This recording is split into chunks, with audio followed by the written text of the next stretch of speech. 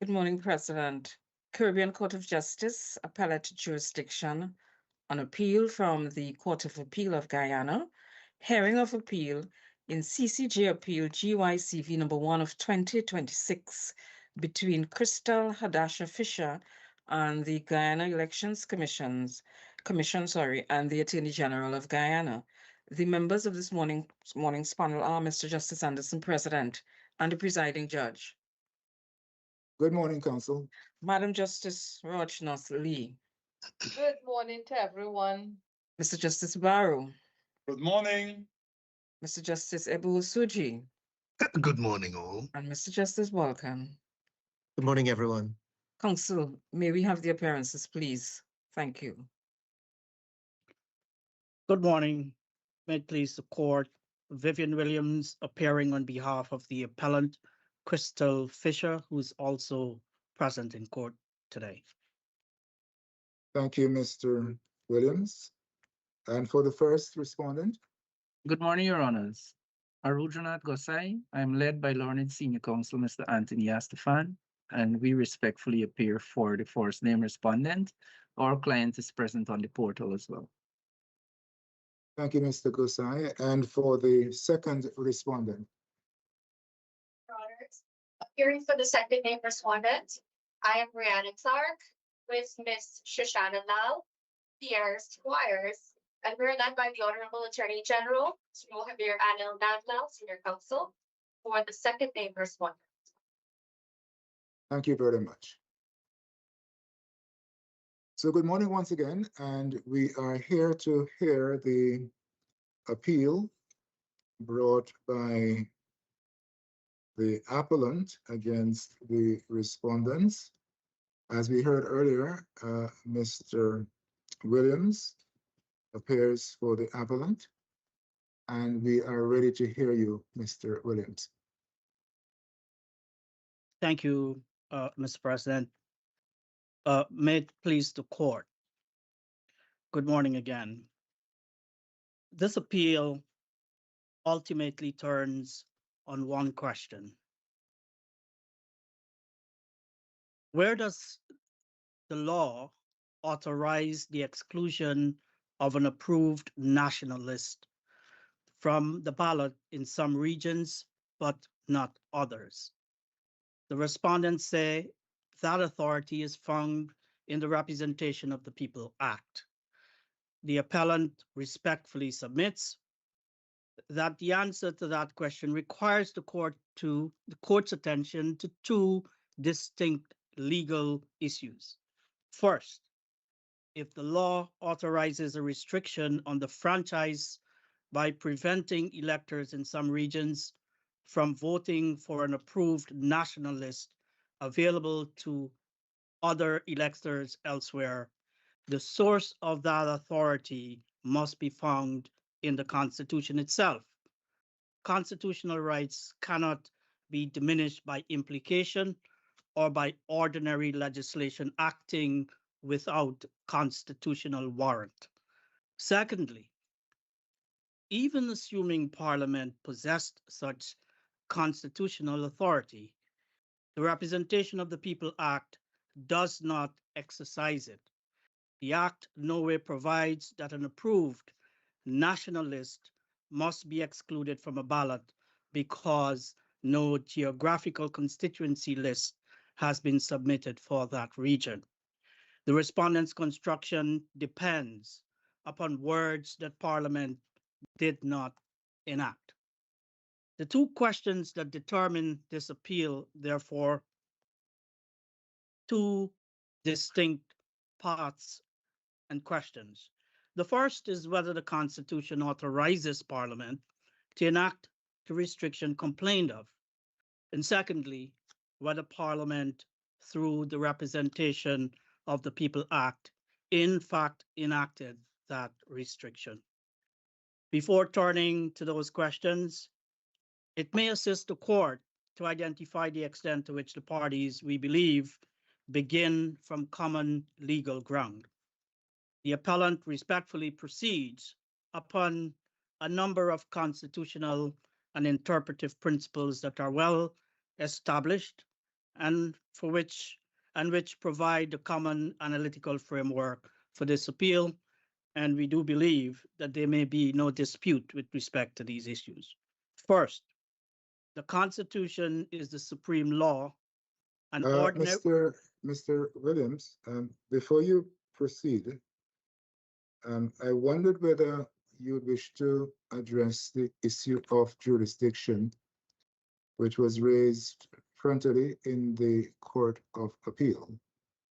Yes. I believe the Court of Appeal held that it had no jurisdiction to entertain the proceedings that you brought before it. Of course, it went on nonetheless to make substantive pronouncements on the application you had brought. But before you go further into the analytical frameworks that you have promised us, would you care to address that preliminary issue as to whether the Court of Appeal was wrong in deciding that it had no jurisdiction? I would be happy to address that question, Your Honor. The reason I had actually listed it to be addressed after the substantive issues, because I believe, or we believe, that once the court has an opportunity to view the substantive issues, the issue of jurisdiction will substantially be answered, because the illumination of the questions that the court substantively is addressing, I believe, will aid the court in the discourse, all being part of the discourse on jurisdiction. The question with respect, counsel, I think a logically anterior question, before we can delve into the matters that you wish us to delve into, is whether the court is competent to delve into these matters. And therefore, for my part, I would like to hear you first on the question of whether this court has jurisdiction to entertain the appeal, contrary to what the Court of Appeal held below, please. Very well, Your Honor. On the jurisdictional question, our position is, and our submission is, that the Court of Appeal erred in holding that it did not have jurisdiction, and accordingly, this court does not have jurisdiction. Our submission on that is that the issues before the court is not a challenge to an election, a specific election. It is what the court is invited to address are issues pertaining to the franchise and the right to exercise that franchise, which is anterior to the issue of an elections challenge, Your Honor. And all of the authorities cited by the respondents with respect to the issue of jurisdiction are authorities that address election challenge, where in fact there was an election that was concluded, and the challenge is either to the conduct of the election, the counting of ballots, and that kind of inquiry the court was called upon to make, essentially to determine whether an election that had concluded was properly held. Counsel, help me here. If the day before an election is held, a person mounts a constitutional challenge, what then? Should not the court take the view that, listen, this election is going to be held tomorrow, and the result of the election will be open to challenge by an election petition? The constitutional motion seeks to challenge, before the holding of the election, the holding of the election and the result of the election. You want a pronouncement that the election was improperly conducted, null and void, etc. So is it not the sensible thing for the court, by the time the constitutional challenge comes before it, to say, listen, the election has already been held.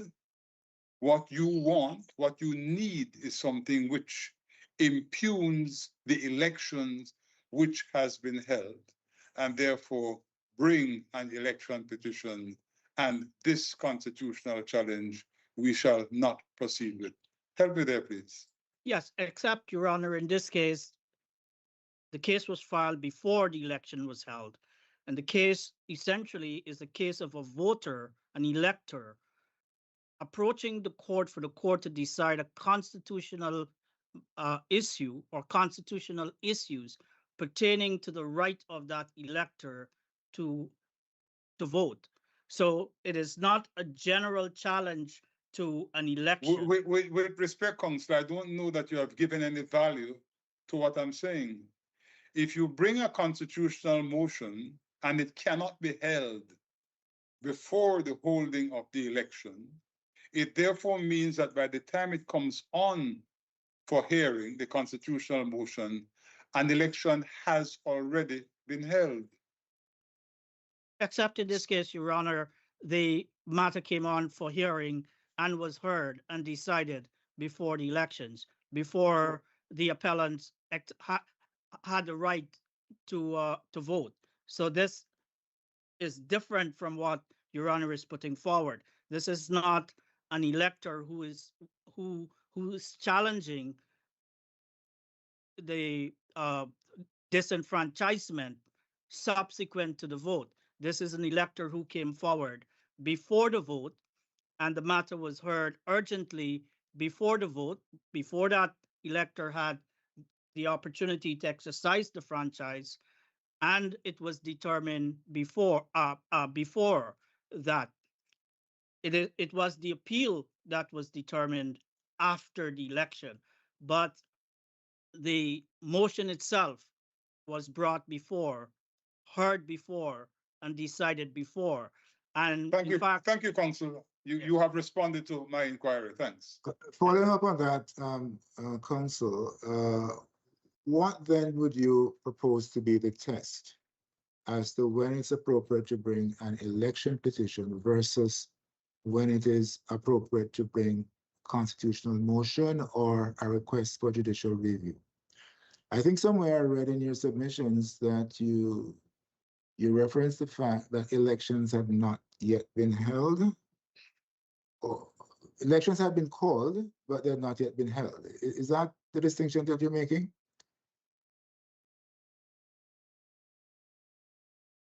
If the elections are called, that is to say, a date has been announced for the holding of elections, but the elections have not been held, one should be able to bring a challenge where that elector's constitutional right to vote is impugned.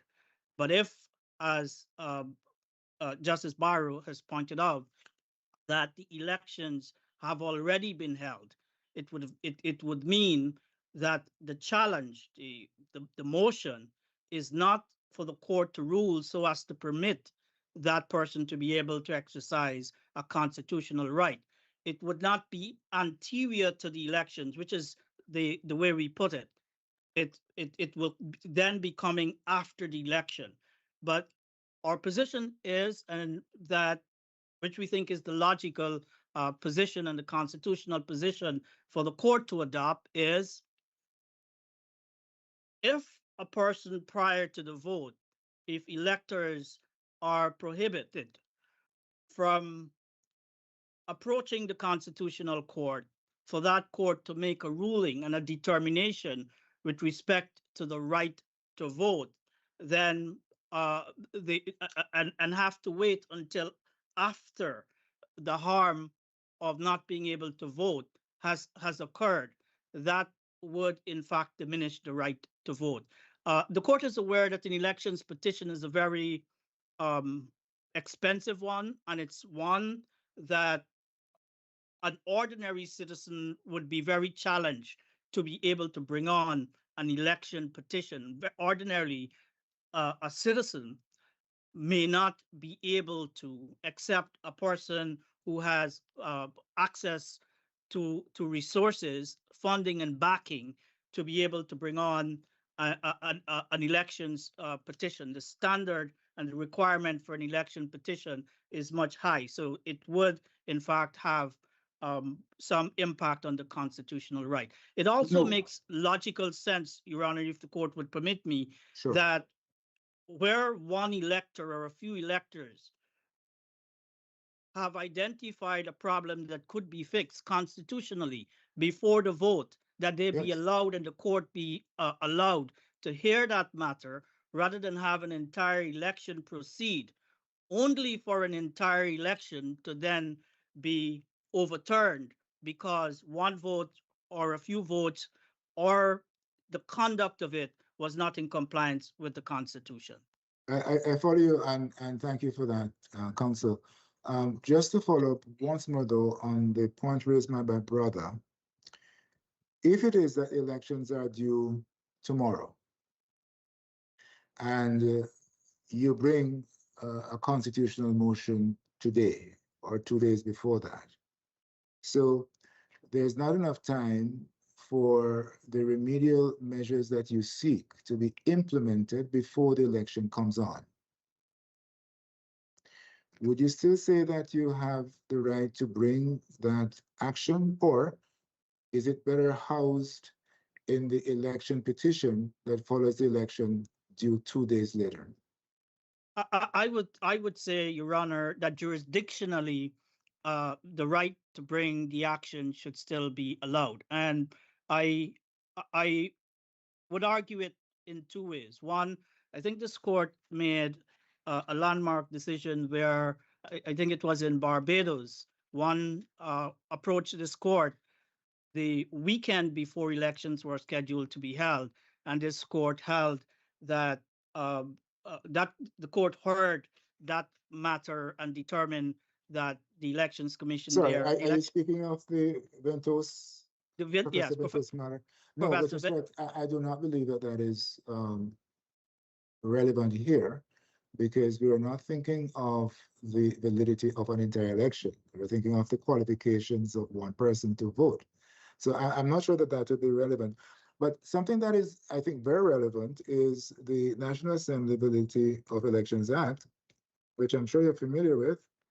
And when I read it, it suggests that the election petition can only be brought after the election. And I believe it says, is it 28 days or thereabouts after the election has been completed?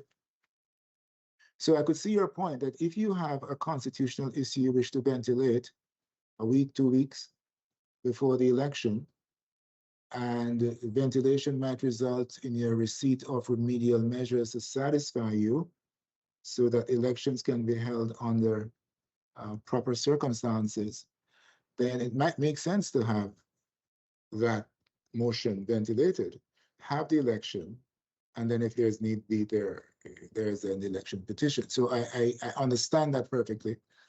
I'm only concerned about the proximity of the petition to the actual election. And if it's too close, then I'm wondering what remedial measures could be taken such that would satisfy you. Yes. President, if you will allow me, may I ask in that same vein, I see in the respondent submissions this year that the 22nd of August 2025 was fixed for the discipline services to cast their ballots. And that less than 2 days before that date, on the 20th August, the appellant filed this claim for constitutional motion. So, Counsel, can you help me there? 28th August is the filing of this claim. The vote by the discipline service is due on the 22nd of August. When was the hearing that you refer to held? What date? The date of the hearing, Your Honor, I think it was on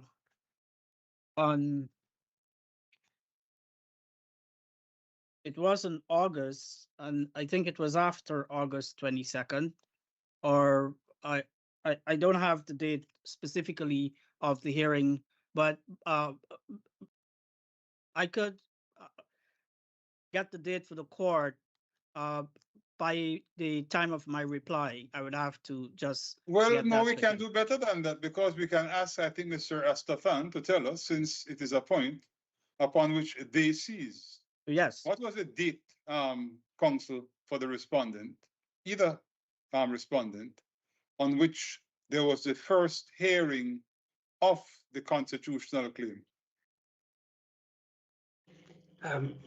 My lord, the High Court judgment was delivered on the 9th of August, 2025. 29th of August, 2025. 29th.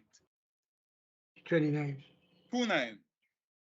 So, Mr. Williams, the earlier statement you made to me, I think, is proved not to be entirely accurate.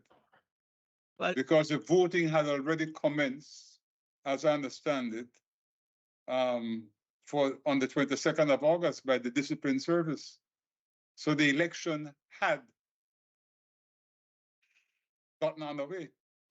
the election, as to the discipline services, Your Honor, the election with respect to the general public had not occurred, and the decision. Counsel, clearly I understand that. My point to you is that if on the 22nd of August, the discipline service voted, the election had commenced. Yeah? I understand that the general voting had not yet taken place, but voting in the elections had commenced. Yeah, Dr. Williams, can I ask you this question in line with what my brother Justice Barrow is asking, which is, what was the date of the general election? The date of the general elections announced by the president was on the 1st of September. So discipline services voting is predates the election itself, and it's a mechanism that allows for the discipline services who have to work on the election day to cast their ballot. It's for instance, in the United States, you have early voting. Early voting where people may mail in doesn't necessarily mean that the election itself, and by that fact that other persons whose rights to exercise the franchise on the first should be compromised. Mr. Williams, I think Justice Reginald Lee's question might have been simpler answered.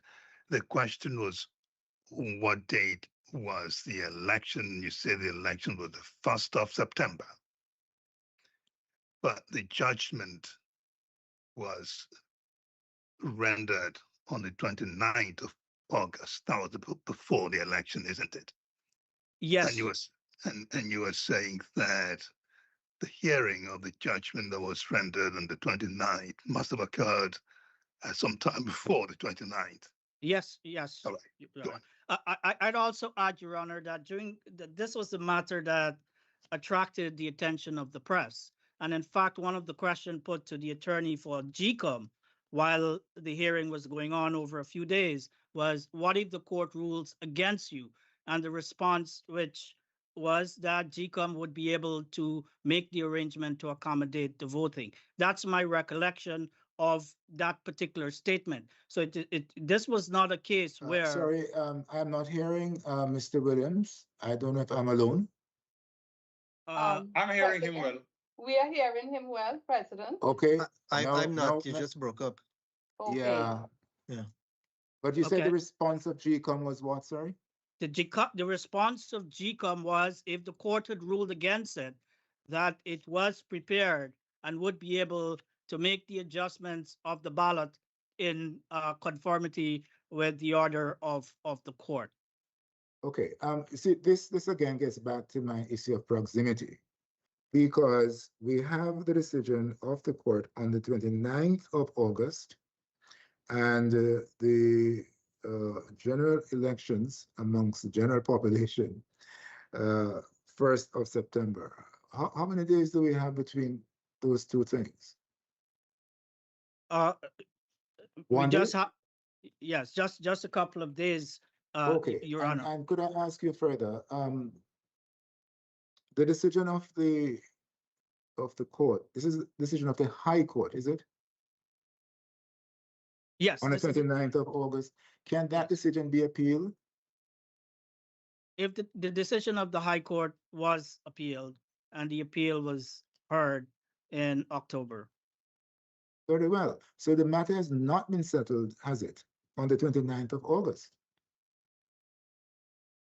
It was not settled, and if we were to take into consideration appeal, then we would say that the matter is not settled up to now, because the appellant would have also been, or the applicant in the first instance, would have also had the right to appeal to this court. So I think, Your Honor, the issue of the right and the likelihood of appeal may not be a good measure, particularly where a constitutional right affecting the whole democratic foundation of a society and a number of communities is at stake. And where, as I'm sorry, Counsel, did I hear you to say that the right of appeal might not be decisive in those circumstances? But surely, until the final court has pronounced, we do not know what the rights are, do we?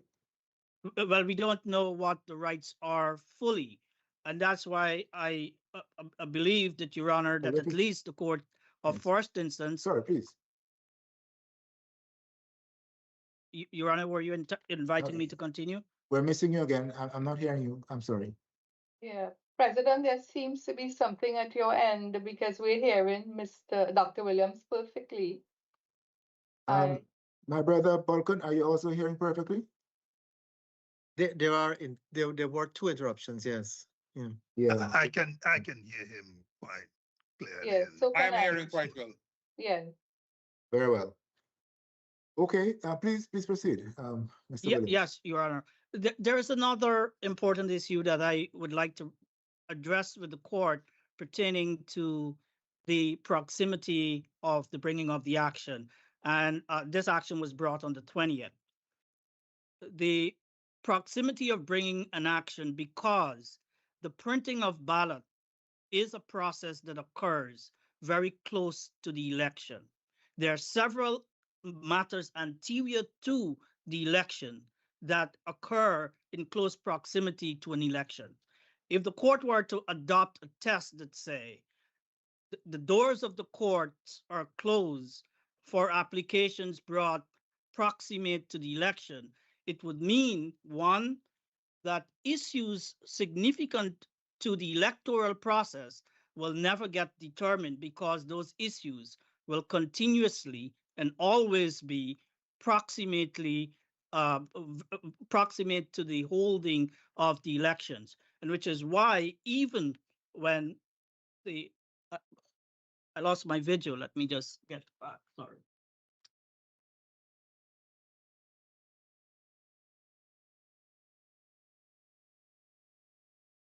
Yes, Your Honor, I'm sorry. That's why, even where the issue may become moot, it is essential, and I would offer to the court that's important for the courts to decide on these issues, so that in the future we don't have a similar issue or a similar, if we are right, disenfranchisement occurring. Mr. Williams, if I may, picking up on your last point, your case is that the way the law has been interpreted and the system is applied, that results in, I'm not sure if you use the word disenfranchisement, but that there is certainly a disparity in relation to how ballots are presented by region. So in terms of the system in which the election is conducted, am I correct? That's your case? Very well, you are correct, yes. So if it is about the system, then the concerns you're raising should apply whether or not an election is on the horizon or not. In other words, until that question is answered, until your question is answered, whether or not there's an election is almost irrelevant in the sense that you're talking about the system in which any election that is going to be held is the propriety of how that election will be conducted. Yes, and which is the And to significance. make a comparison, it perhaps in the Richardson case, which was heard by this court, that raised the question of term limits. Again, this wasn't by election petition, if I'm not mistaken. It was simply saying, again, the way the law is interpreted and applied, or the way the law was set out, again, that's unconstitutional, even though it was in the Constitution. So in other words, my question is that since you are questioning the system under which elections are operated, then the holding of the election really is peripheral. Yes, the holding of the election is peripheral. And in fact, the hearing of the matter, the determination of the matter, even after the election has concluded, is a significant function that the court ought to exercise. And particularly it would still be given relevant. The answer would still be relevant. Still be relevant, very relevant. Sorry, sir. What would flow from it now, Dr. Williams? What will flow from the constitutional appeal? What will flow from a constitutional appeal is the settling of the law, and if we are right, that there would be significant reform in the electoral process, which would also... In terms of the elections which have been held, what would be the consequence? There would be no consequence to the election that has been held, which is why we argue that so it is not... Sorry, just help me here. I'm struggling. So the results would stand? The results would stand. Nothing would change? Nothing would change if we win. This would have this determination would have impact only for the future. For the future, yes. I see. Yeah. I am clear. Thank you. Dr. Williams, I wanted to pick up to where my brother Justice Barrow was speaking, because is it that what you understand, a test would be developed which would actually pigeonhole when a constitutional motion can be brought in Guyana with respect to, and I think Justice Vulcan used it well, the system, an electoral system? Is that what you see this court should be about? Or is it that constitutional rights to the people of Guyana are so important that that such a claim or motion should be entertained, whether proximate to the elections or otherwise? In other words, if this appellant came today to the Guyanese court and said, wait a minute, let's examine the system that was used last year, well, should a court say you're too late as far as the analysis of the issue? Or is it the relief that can be granted? I'm struggling with that, and I need some assistance. Yes, Your Honor, I agree with Your Honor, even though I think that the two positions are not in conflict. I think that Your Honor might have stated it more forcefully, that the constitutional issue, constitutional rights, are so significant. And when we are talking about a constitutional right that is not singular, it doesn't touch and affect just one person. It touch and affects several regions of the country, and therefore touch and affects the democracy and the foundation of the Constitution, the foundation of the society. That I think Your Honor frames it even better than I did, that given that that gravity, proximity of when the matter arises, should not be a test that this court should set, because the court could basically, if it does that, if it were to take that approach, could end up closing the door to persons who have legitimate constitutional rights. Thank you. I wish to make clear, in case there was any lack of clarity, that when I use the word proximity, I was not intended thereby to exclude any constitutional actions from taking place. Because just like you, Dr. Williams, and my colleagues, I believe the people of Guyana have every right to assert their constitutional rights. The placement of the word proximity was meant to put it in contradistinction with the election petition. And the question is whether there is an issue to do with proximity when we are deciding whether the matter ought to be brought by way of an election petition or by constitutional motion. Now, if what you're suggesting, Dr. Williams, is that a constitutional motion can be brought at any time, which constitutional motion is not intended to challenge an election, then that is fine. I think it could be brought on the day of the election, the day before, the day afterwards. I don't think it matters. The question I'm trying to get from you is whether when you are bringing an action, which you intend to have an impact on the validity of the election, whether that action should be brought in a timely way so that remedial measures can be taken before the election. I thought when I read your documents that you were challenging the election. I could be wrong. I could be wrong. I mean, you say, for example, even before us in this court, that a declaration, you're seeking a declaration that any elections conducted based on such exclusion are unconstitutional and of no effect.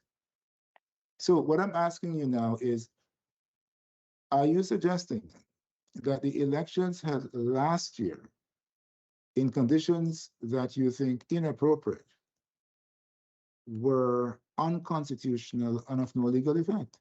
Because if that is what you're saying, then we have the difficulty I'm trying to explore with you. Your Honor, thank you.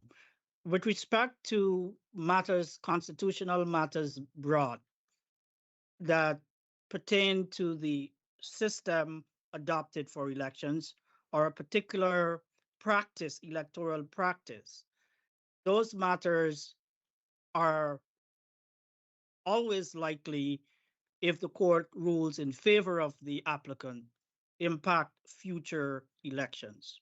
And any determination, whether the court states it plainly in those language, in that language or not, would in fact affect the elections for future elections.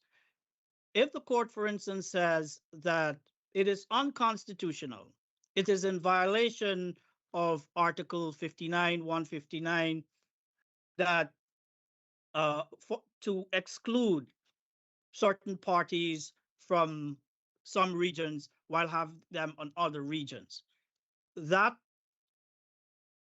ruling will in fact affect all future elections. And in fact, the rulings of the court commonly serve that purpose. There are times when courts, even if it's part of dicta, may suggest that authorities engage in reform, legislative or otherwise. And so the fact of impact on the constitutional architecture and practices having an impact on future elections is really what litigation is about. When someone brings an action such as this prior to the election, that person is aware that this constitutional action brought before, though having constitutional consequences or likely to have constitutional consequences, will not serve to vitiate or in any way impact the election that is on the horizon. Because regardless how the court rules, one will still have to file an election petition, which is separate and distinct.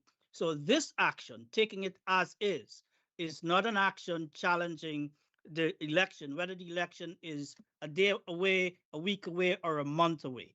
And also, I'd like to point out to the court that the way in which the election schedule based upon the electoral system adopted in Guyana occurs, that litigants don't have sufficient time to bring these actions months before and even weeks before. And so what happens is that they're able to bring it as quick enough as they're able to find counsel and reach the court. And this is what happened in this particular instance.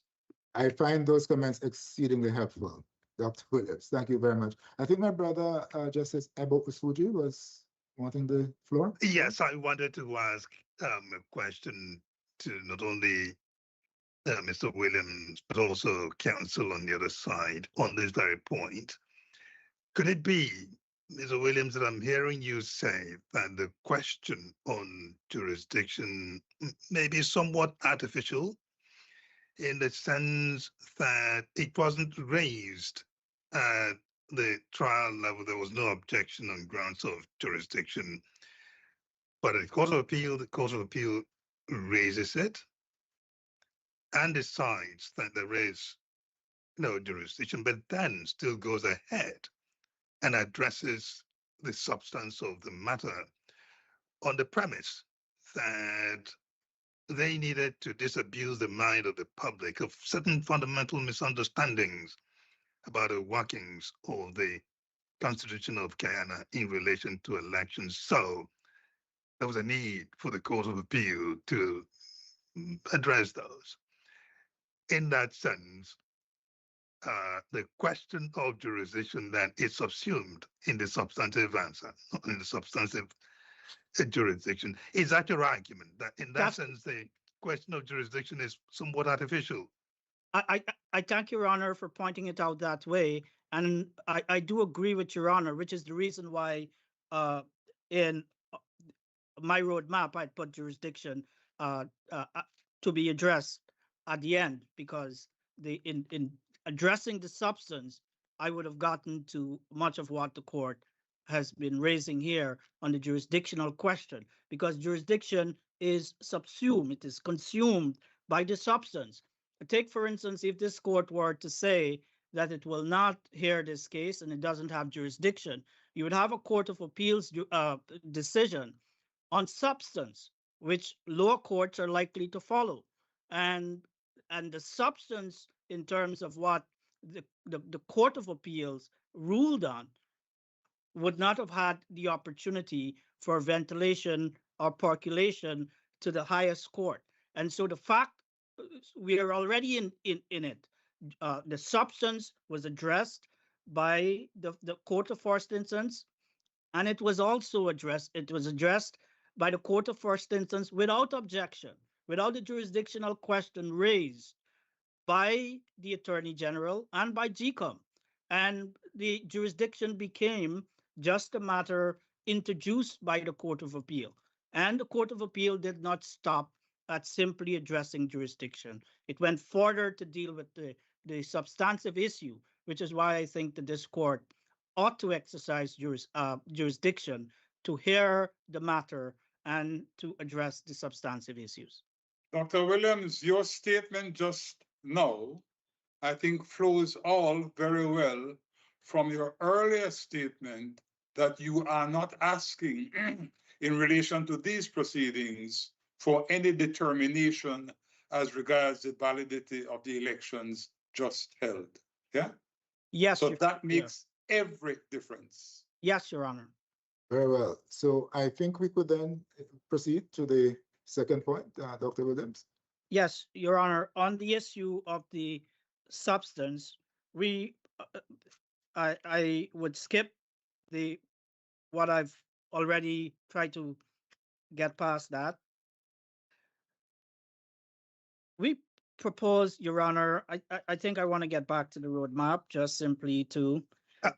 Let me help. Perhaps, I don't know if I'm putting it this way to say helping you, but I remember you started by saying that the question was whether you use the expression exclusion of parties from the list was authorized by ROPA, and if authorized by ROPA,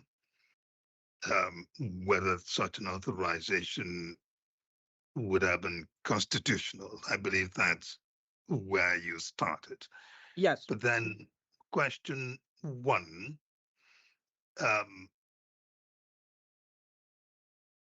does ROPA not provide an answer, at least begin to provide an answer to the question whether GECOM was entitled to draw up a ballot in which those people, parties who are not contesting in particular constituencies are not listed? Is GECOM not authorized to do that under ROPA? Our answer to that is that ROPA does not authorize GECOM. And Your Honor, you have taken us on question 2. That's part number 2 on our roadmap. I would say, and our position is that ROPA does not authorize GECOM to do that. But what does section 11B 2, section 11B subsection 2 of ROPA say? Can you help us? Help me with that at least. Are you there? Yes. Section 11B subsection 2 of ROPA. Help me understand what it is. Are you there? Yes, I'm here. If Your Honor is hearing me? Yes, I can hear Yes. you. It says this, quote, each party shall submit for each geographical constituency in which it is contesting the general election a list of names of persons qualified to be elected to the National Assembly. And each such list shall comprise of 2 more names than the names of members of the National Assembly specified in section 11A, sub 4, for specific geographical constituency for which the list is submitted. In the first part of the sentence, what is that telling us? Each party shall submit for each geographical constituency in which it is contesting the general election a list of names of persons qualified to be elected to the National Assembly. It is saying that there is, each party shall contest, B1, each party shall contest in a mini, B1, Your Honor, which subsection there you're reading from? All right, 11B2. I moved beyond B2, B1. right. Yes. I Right. read B2. Each party shall submit for each of the geographic regions they are contesting a list of candidates. What ROPA did in section 11 is create a mechanism for, upon the authorization of the Constitution, for geographic constituency elections. What section 11 B and other subsections are doing is setting up the administrative framework or the mechanics for geographic constituency. And so if you read ROPA and you read particularly section... Council, please, Council, look at that. It says, each party shall submit. Each party shall submit a list of names of persons qualified to be elected to the National Assembly. Is that not an imposition upon every party? If you want to contest the election in a certain constituency, you must submit your list of candidates for that constituency. Isn't that what that is saying? And if I may add to that, Council, sorry, if you look at the very last phrase of that paragraph, it says for the specific geographical constituency Right. for which the list is submitted. Right. So what it is doing, it is saying if you want to contest, ROPA create geographic constituency representation because I think it is 25 of the seats of the National Assembly are accounted for by geographic constituency elections.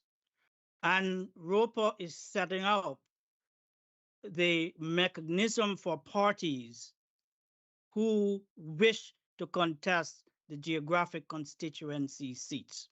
Correct, And- but and- Council, not to interrupt you, but you keep saying ROPA, but isn't ROPA acting under the authority of the Constitution?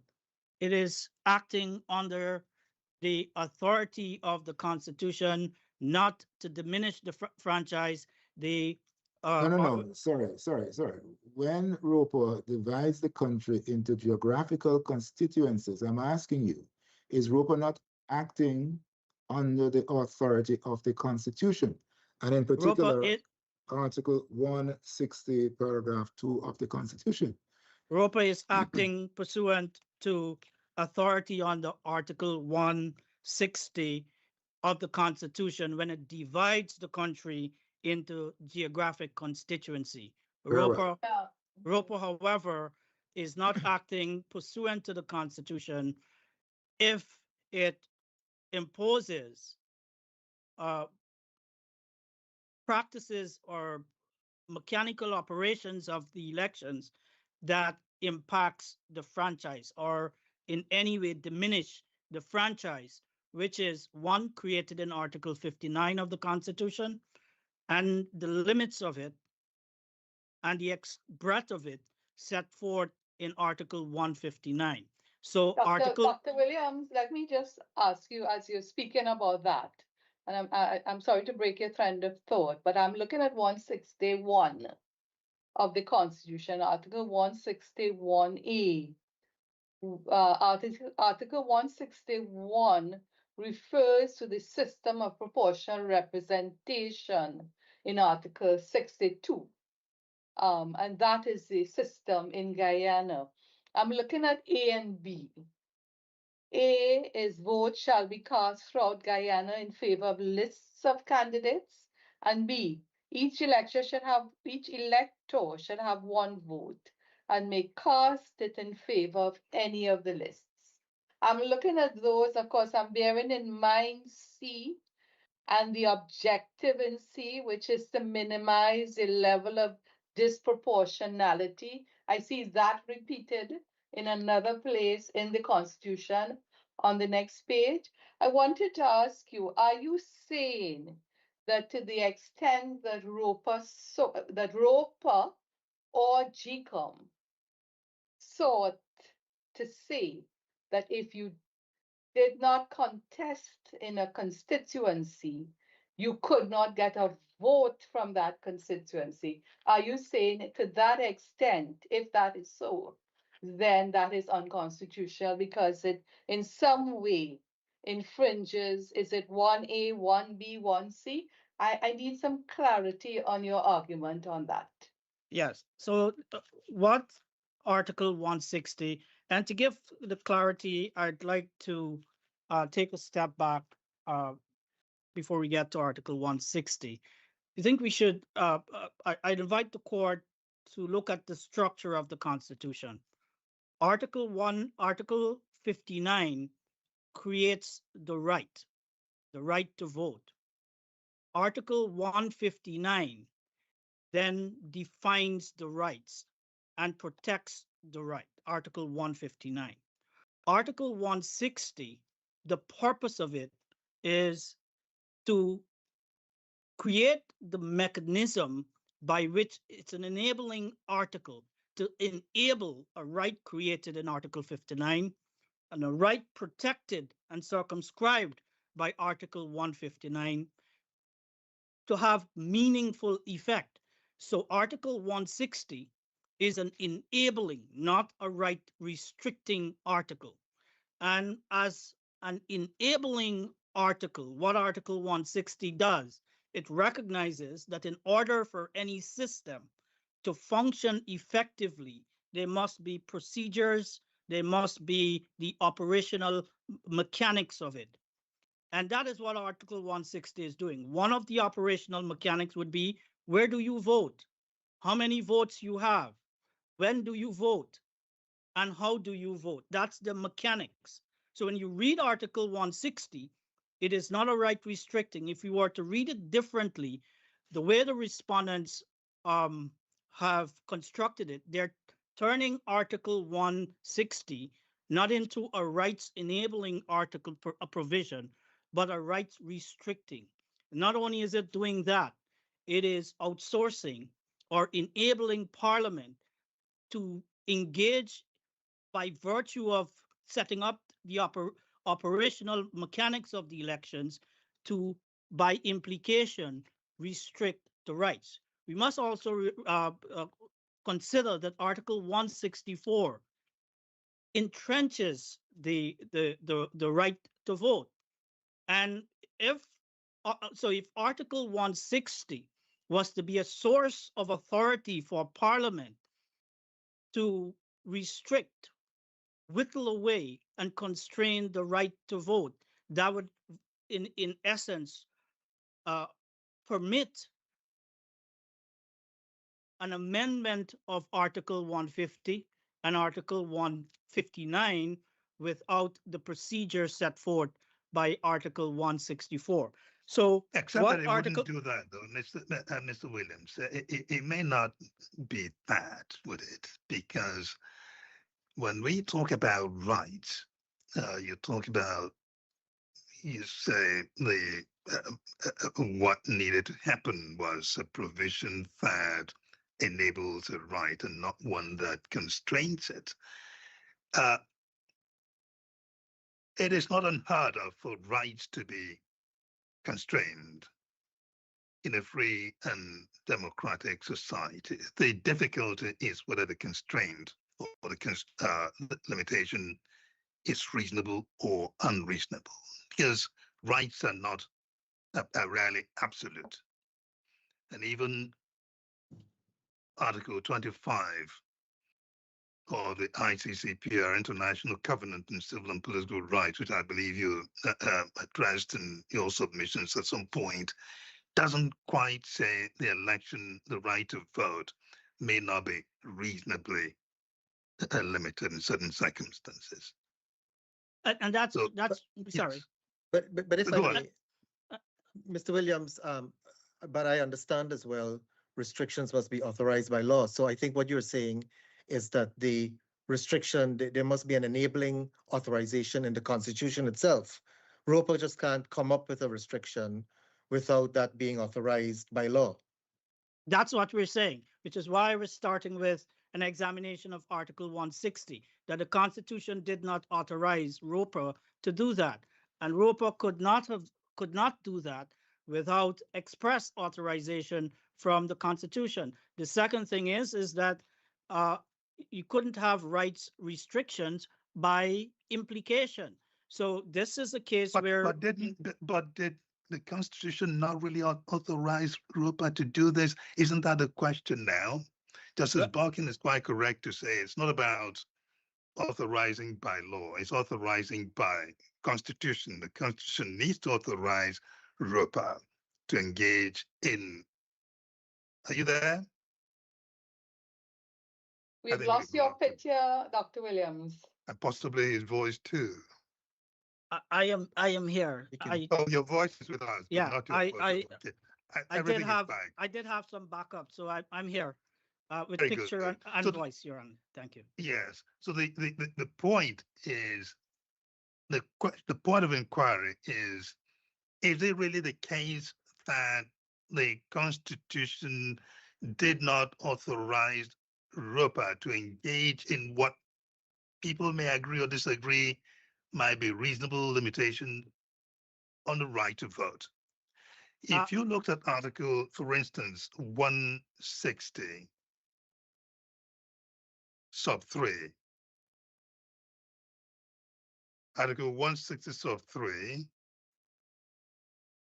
actually, one might even make it broader to say that one constant theme that runs through Article 160 is a certain refrain of authorizing Parliament to make provisions for this, authorizing Parliament to make provisions for that.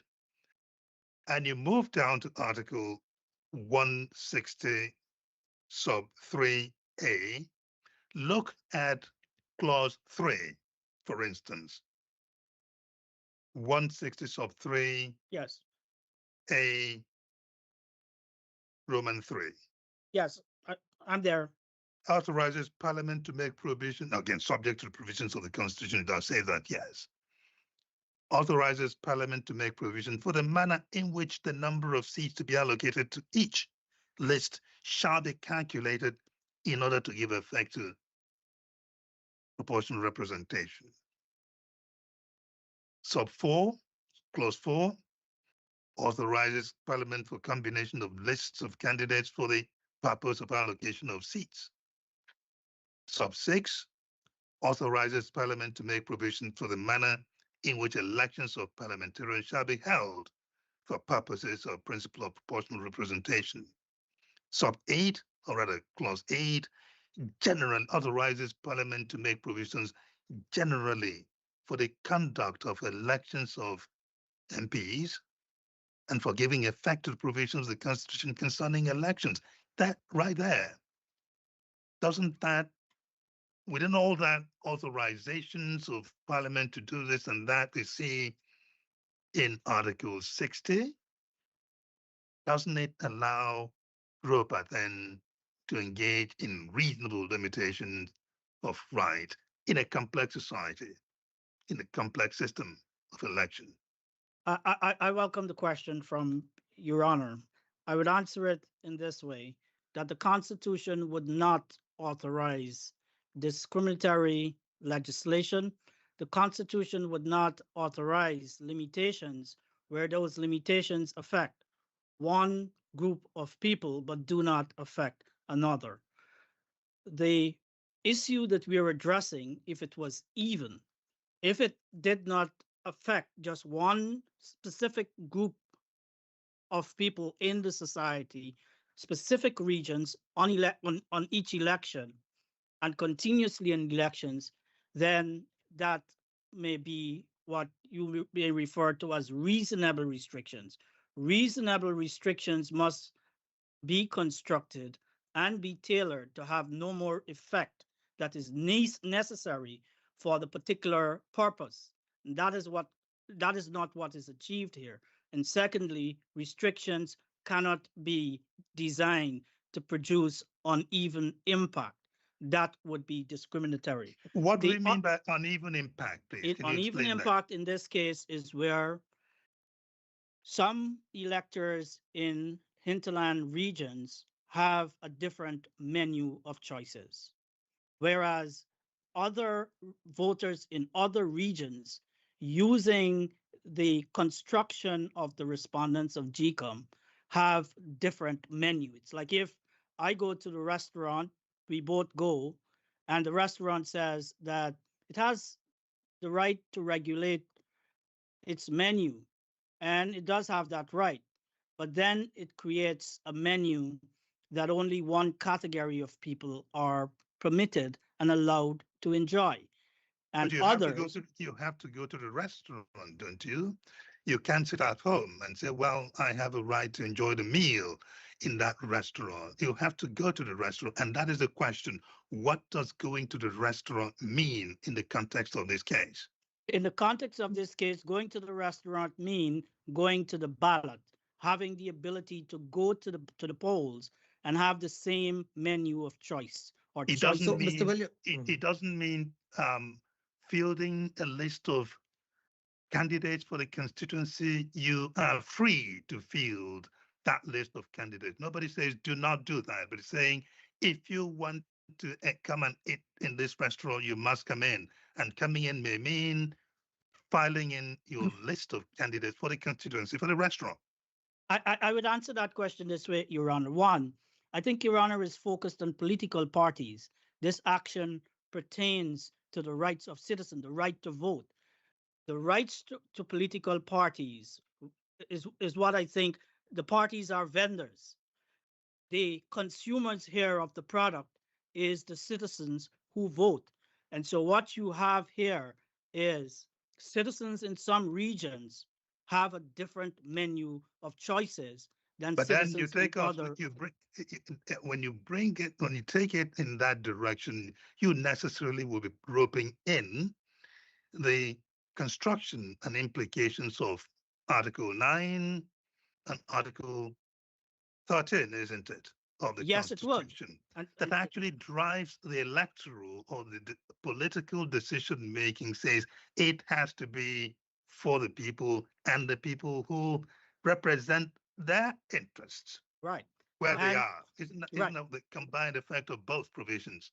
Yes, and that is why, as part of the foundation of the argument and the case, we reference these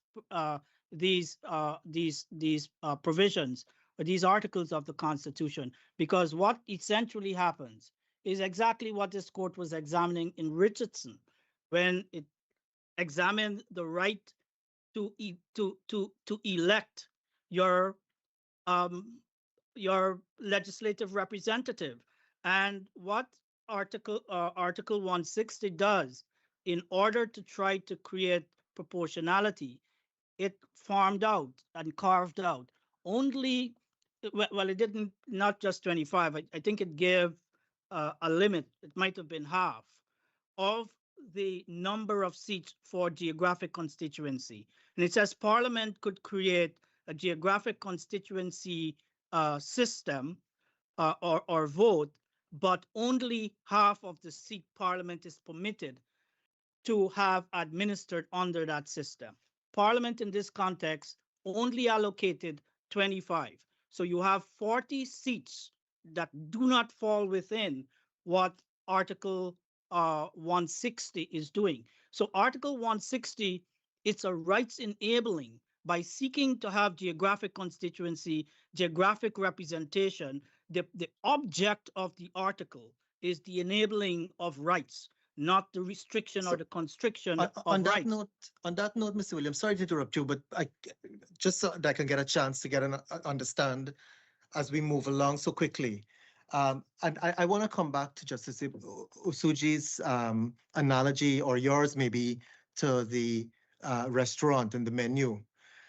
So the question was put to you that you have to be in the restaurant to avail yourself of the menu. And I think the question was, so if you don't contest in the geographic constituency, then you're not at the table, in other words.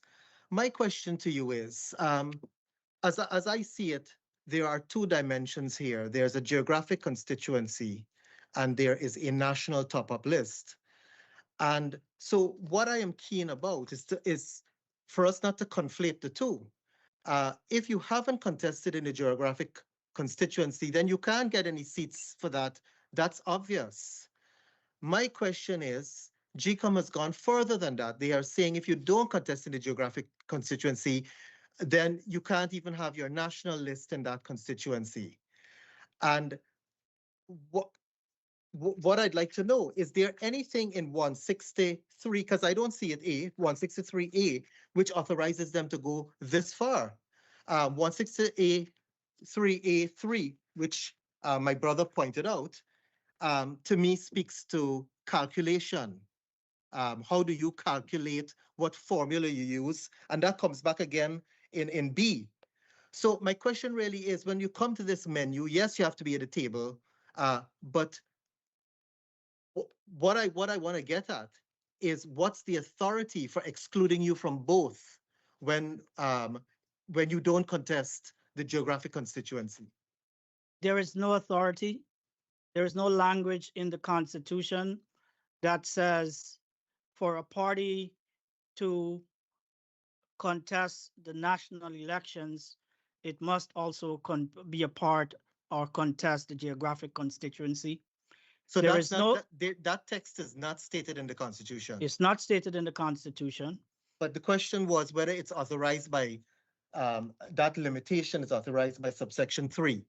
It is not. And why What- would you say so? To come back to Justice Ebusu's question, why would you Because say it's not authorized by that restriction? it is not authorized by that restriction because when the Constitution and statutes generally are engaging in provisions, the object of which is to restrain or to restrict, you look for language of restrictions and restraint. The object of Article 1 and Article 160 does not expressly says that. One would have to, by implication, by reading words, by interpreting, to get to that point. And the general's constitutional interpretation would not permit us to read into the Constitution language that would limit and restrict constitutional rights when it is not expressly stated in the Constitution. Council, may I ask, and we are coming close in time, when a party is contesting the general elections in a geographical constituency, how many lists of candidates does that party produce? It produces. Is it two? Is it two? One for the national top-up and the other for the candidates in that constituency? It or is it a produces. single list? It produces two lists, Your Honor, and it is specific that you must submit the national list and the geographic constituency list, which is why when you read Section 11 of ROPA, it is, as Justice Bolkan pointed out, it is really a counting provision. That's its purpose, where you vote and how the vote is counted. All it says in, for instance, subsection C, that because you have one vote, when you vote for a particular list in the geographic constituency, it also counts for a vote in the national, for the national list, but you have to submit two separate lists. So Two separate lists. Okay, So- I hear you. Sorry, I hear you on that. Perhaps we'll hear from the other side on it as well. The other question I wanted to ask you is a party obliged to contest all 10 geographical constituencies or not? a party is not obliged to contest all geographic So constituency. if a party chooses not to contest a particular geographical constituency, how is the GECOM to then put a list in on behalf of that party? I assume that the lists are different, of course, between the geographical constituencies, different names. So how would GECOM know what list to put forward on behalf, for example, of the Forward Guyana movement, if the Forward Guyana movement decides not to contest elections in a particular geographical constituency? Your Honor, and this is where we go back to your earlier question, that the parties have to submit two separate lists. The requirements, according to ROPA, to contest the national elections, a party must mandatorily contest 6 geographic constituency at a minimum. And so when that party does that, it qualifies for the national, and you have a national list. And the statute is clear, you must have a separate national list. The geographic constituency list is separate list.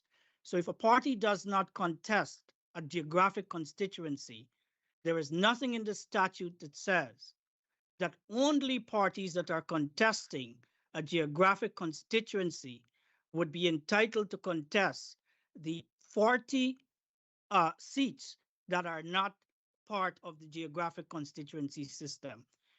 And this is what this construction by the respondent does. It uses this requirement as an exclusionary rule. It is not an exclusionary rule. The issue of counting one vote, counting twice, operates as a matter of convenience. And what it means, it says that rather than vote 2 times, you vote 1 time, and that 1 vote will count where you have a geographic constituency list for the geographic constituency. And a geographic constituency cannot exist without a separate national list. So it will also count for the national list.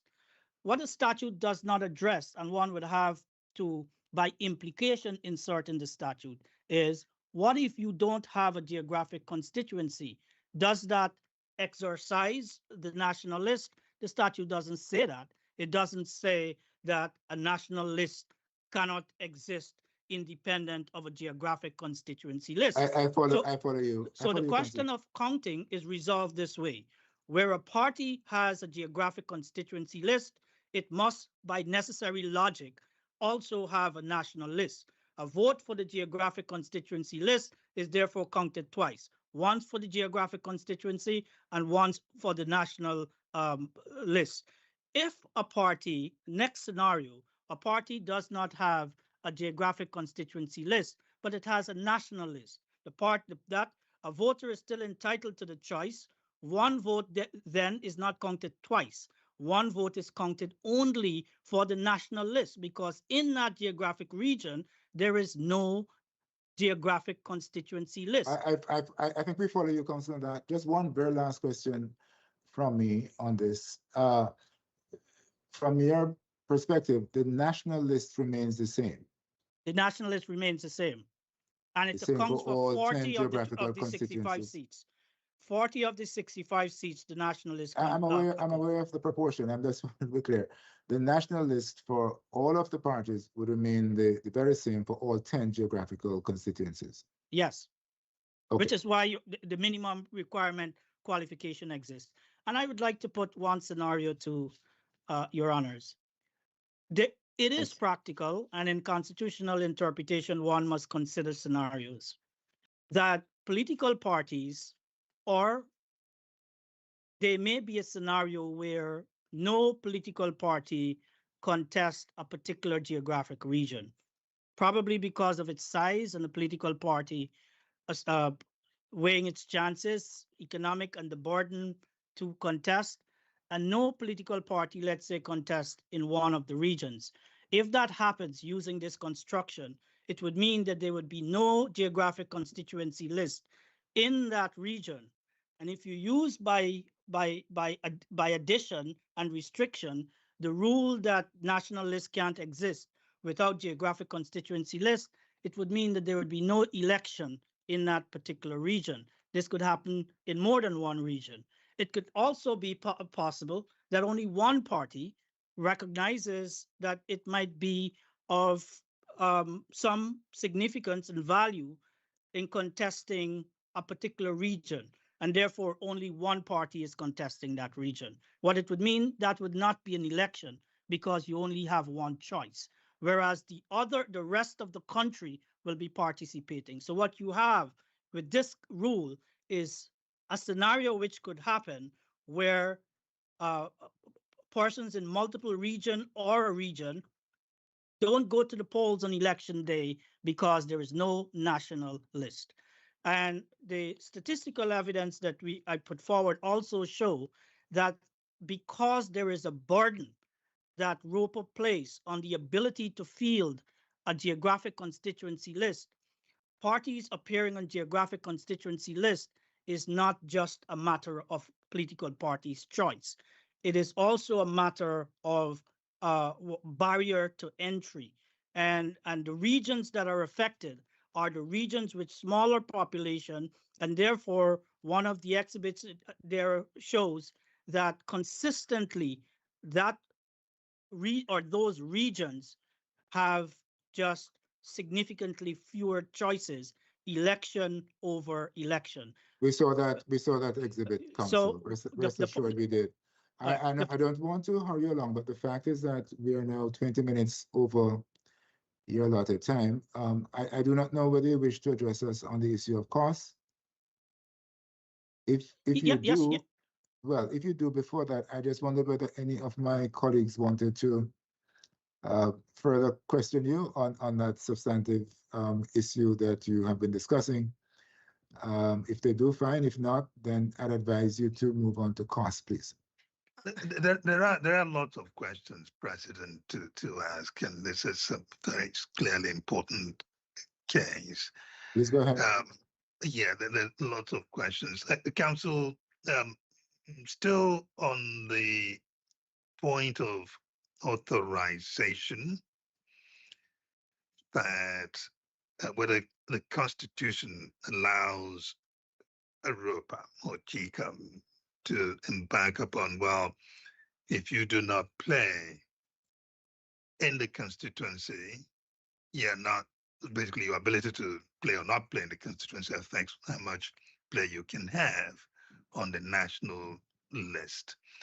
Isn't that what, although it had much of the text, I'm sure you forgive me for observing that certain texts and some passages can be quite inscrutable, but in the Article 160. But if we looked at Article 160 to B, it is a long text. I do not expect anyone to read it on the fly. But I read it over and over again to try and figure out what it is saying. Is it possible with that what that provision does is recognize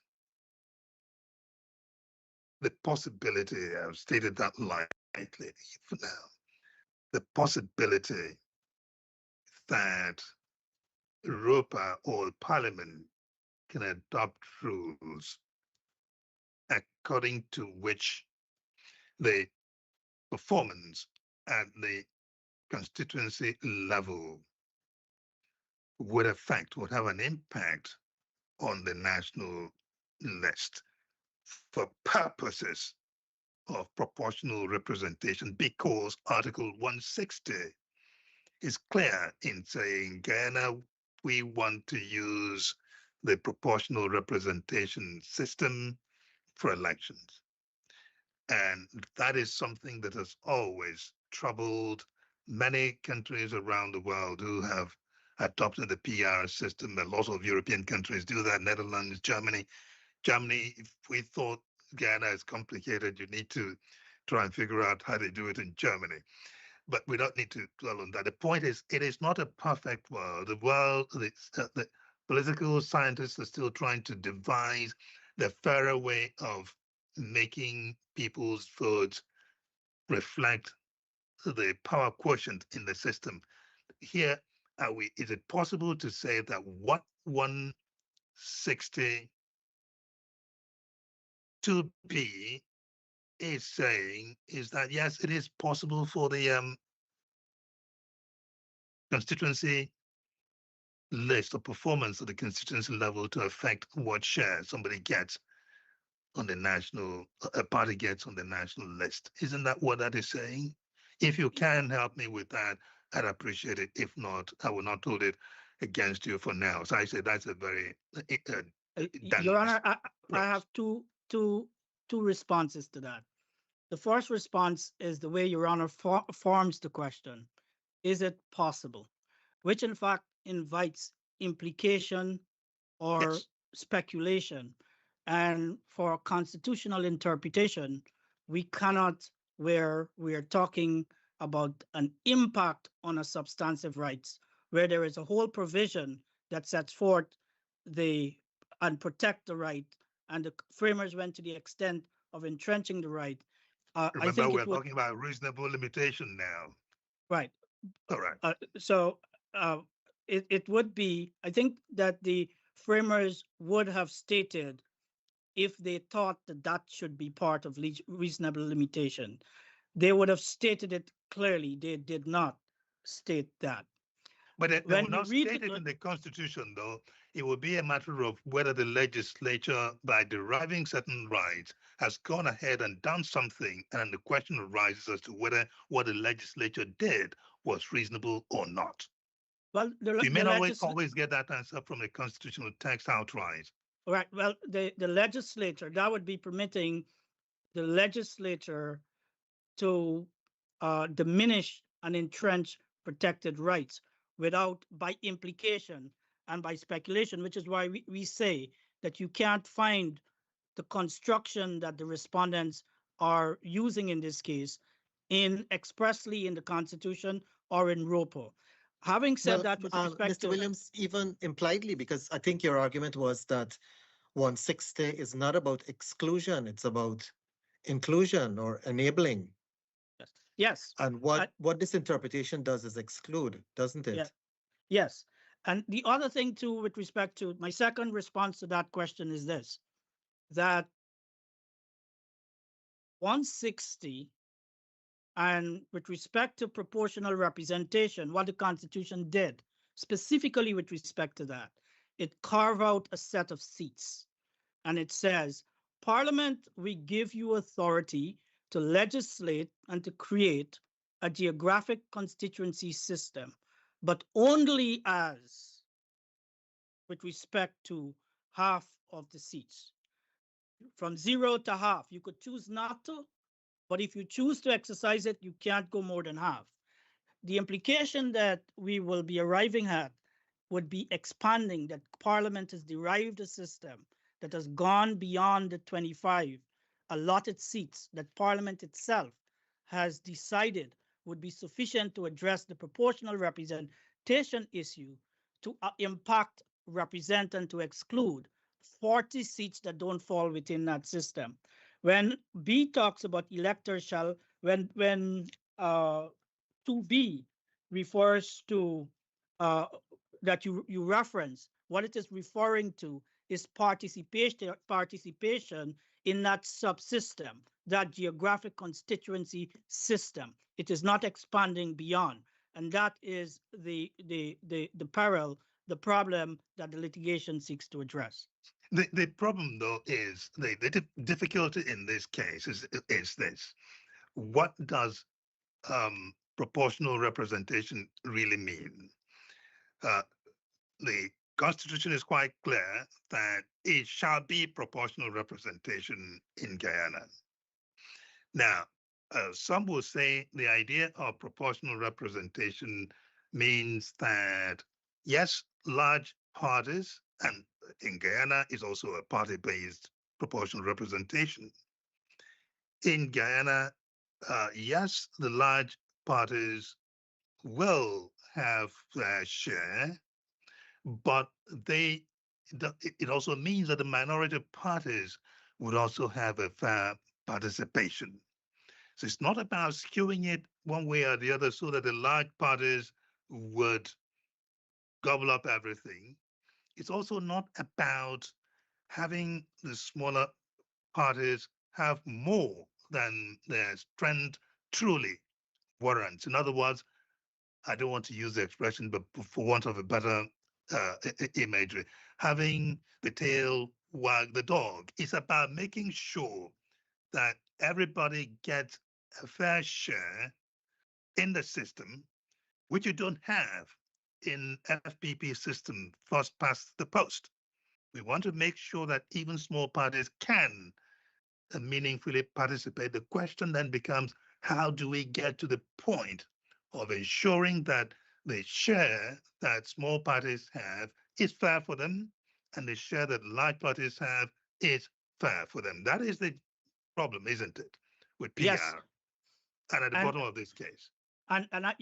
We point out here, Your Honor, that the construction adopted by the respondents, in fact, creates that problem. What it does, we said that it distorts proportional representation and it impacts smaller parties. In fact, when you look at the impact, which we use the statistical evidence to illustrate, you would see that here the applicant couldn't even vote for herself. And so the ability for small parties to form in these smaller regions, these interior regions, and have representation is diminished, because you have the appellant in this case is a perfect example.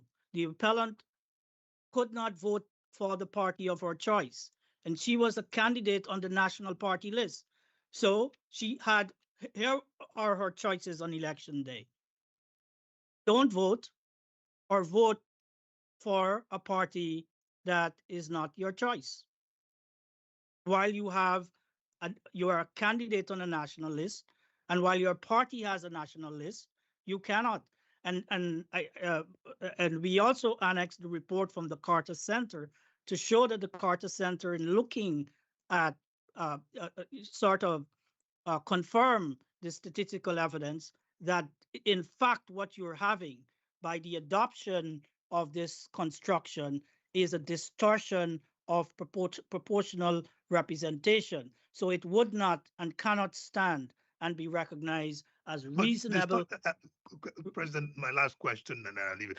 Distortion can work both ways. Distortion is not a one-way thing. You have a distortion if the large party takes up everything.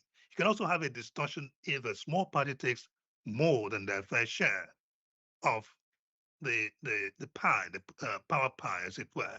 Isn't that the case? So distortion can work either way. Your Honor is right. Your Honor is right, which is why we prepare statistical evidence to show that the distortion is working the other way.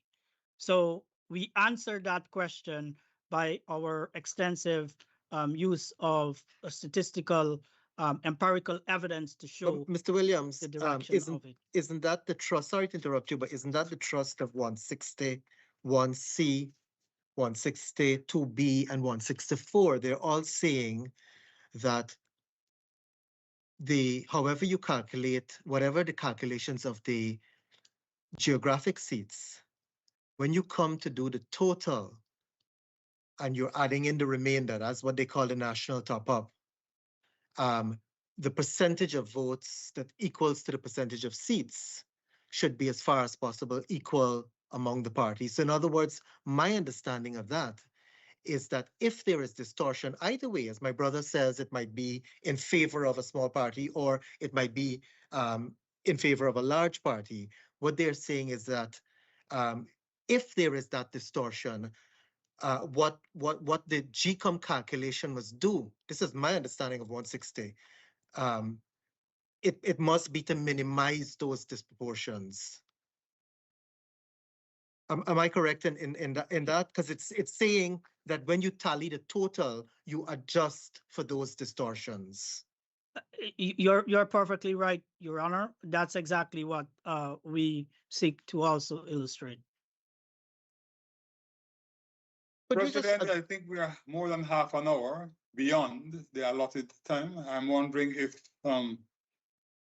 we should not be looking at hearing the others now. Did you have anything to say on cost, very briefly, please, Dr. Williams? On the issue of cost, I think that cost should not be a factor for a school teacher litigant who approaches the court financed by the taxpayers of the country, and where all of the parties to the action are agencies of the state specifically formed to address the issues and to enable the rights triggered in this case. Whether or not the applicant succeeds, the bringing of the action helps to provide clarity as to this very important issue. Wonderful. Regardless how the court rules, it would be a benefit to society, and it also would help policymakers. And Guyana is in the process of constitutional reform. At least there's a Constitutional Reform Commission, that these questions could be addressed, but they could only reach that level if citizens are able to come forward. Cost chills the ability of the citizens to be able to bring litigation of this nature for ventilation. And so I respectfully request that cost should not be a factor against the appellant in this case. Or in favor, I take it. Yes. In favor, I leave that up to the court. Thank you, Dr. Williams. Very well. Shall we move on then to the first named respondent, please? President, would it be a problem if we took a very short break? Absolutely no problem, please. We shall stand down for, my lady, how many minutes would you? If 5 minutes suits me, President, if it's 5 minutes. We'll stand down for Wonderful. 5 minutes. Thank you very much Thank indeed. you so much. I appreciate it.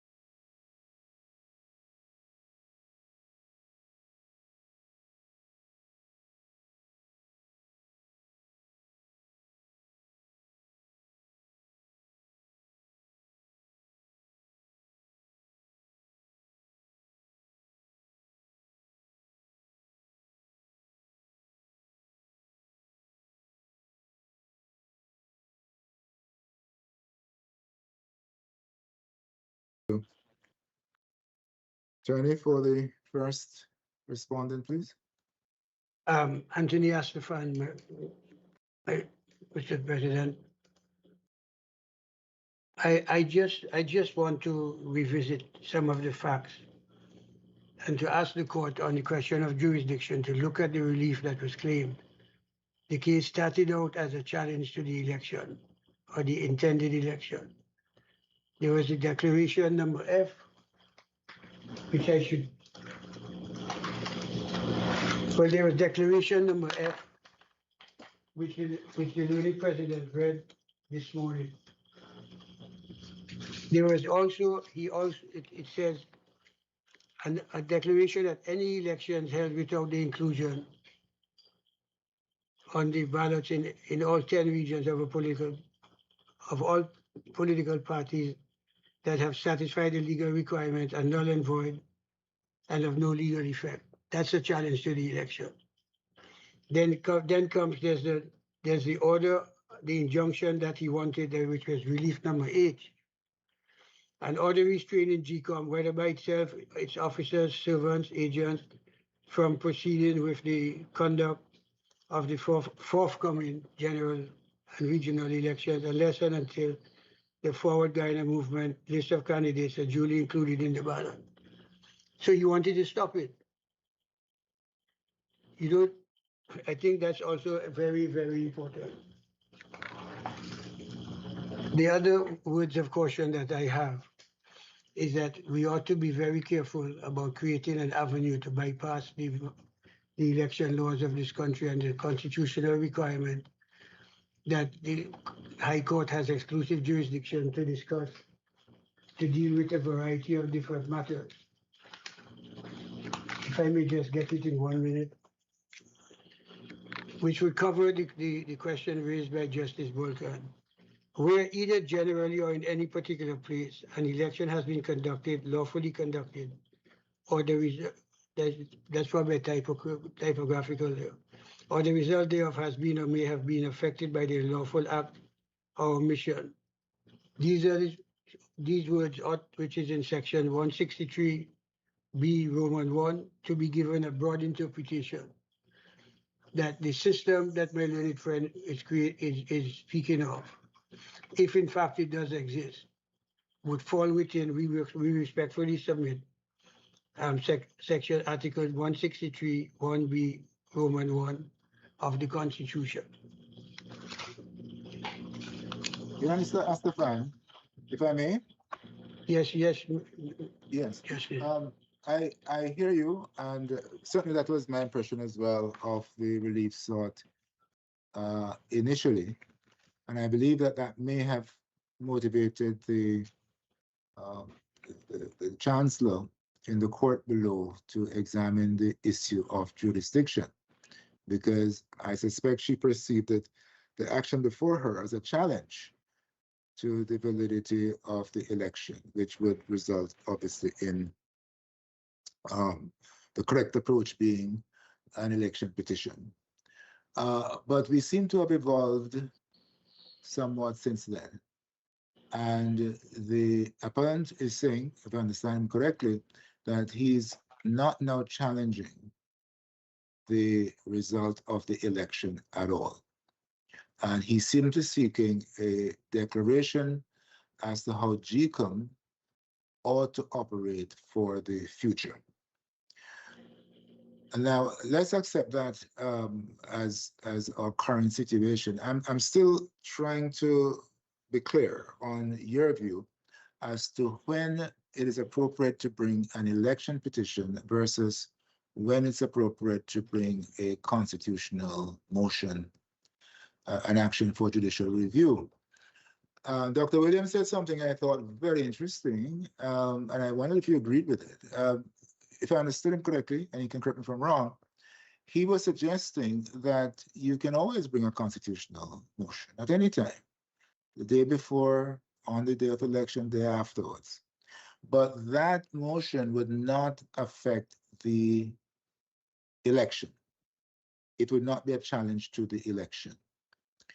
If, based on the result of that motion, it was appropriate to bring an election petition, assuming of course the time allowed, then that would be what would be challenging the validity of the election. Yeah, So but there are two parts which are completely distinct, as I understand him. And I'm wondering if we were to take that approach, whether you think that approach is advisable. And if we were to take that approach, would that not solve the jurisdictional issues that we were talking about this morning? well, to be frank, Mr. President, I don't agree with it at all. I think to make a determination as to whether something triggers the election jurisdiction of the court, it has to look at what was in fact pleaded and what was in fact sought in the application made, and not just by counsel saying, oh, we'll go through the process now, but we're not going to ask for any relief and so on. That's one. When they in fact touch the identical issues except for the purposes of the relief being claimed. I would also suggest that we keep in mind the procedure for invoking the electoral jurisdiction of the court. Because if you're saying a system has issues that's depriving the citizens of Guyana of their right to vote, to bypass it and come with a constitutional motion that has no effect on any credible, relevant, objective relief for the purpose of rectifying the election result, if in fact it deserves to be rectified, is, I think, playing with fire. We will open up a gate for horses to run through and bypass the election jurisdiction in the court. And as I'm on my feet, I wish to mention something that Justice Jamada had said in one of the scariest cases from Dominica. He says you cannot just, whenever an election petition is filed, and I'm sorry I don't have the case, Mr. President and Justices, the petitioner or the respondent are entitled to raise constitutional issues during the hearing and determination of an election petition. He said it's not limited just to bribery or just to cheating, it's whether or not the framework for registration and voting meets the required test. And if it doesn't, because it violates a constitutional provision, then that should be sorted out during the Electoral Commission, during the hearing of the election petition. You see, Mr. Estefan, not to interrupt you, sir, but I'm really curious about this because my understanding of the situation in Guyana is that the election petition can only be brought after the election has been conducted. Am I right? In almost every jurisdiction I'm familiar with, that's why you can't get injunctive relief until the result is filed. Very well. So the election petition can only be brought, say, 28 days after the election. Now, what if Dr. Williams sees an issue with the GECOM practice of what he calls, I'm not sure that's the best word, excluding parties from geographical constituencies?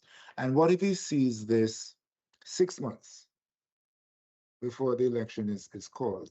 Are you saying that he should not be able to do anything and that he should wait until after the elections are held and then within 28 days bring an election petition? Well, I'll go to the issue that you raised earlier on, Mr. President. The question of proximity. 6 months before the election, at 6 months, nobody knows an election is going to be called. So it'll be purely a constitutional issue. I mean, in the Caribbean, Mr. Estefan? So I think I represent enough politicians to know they're telling the election date at the last moment.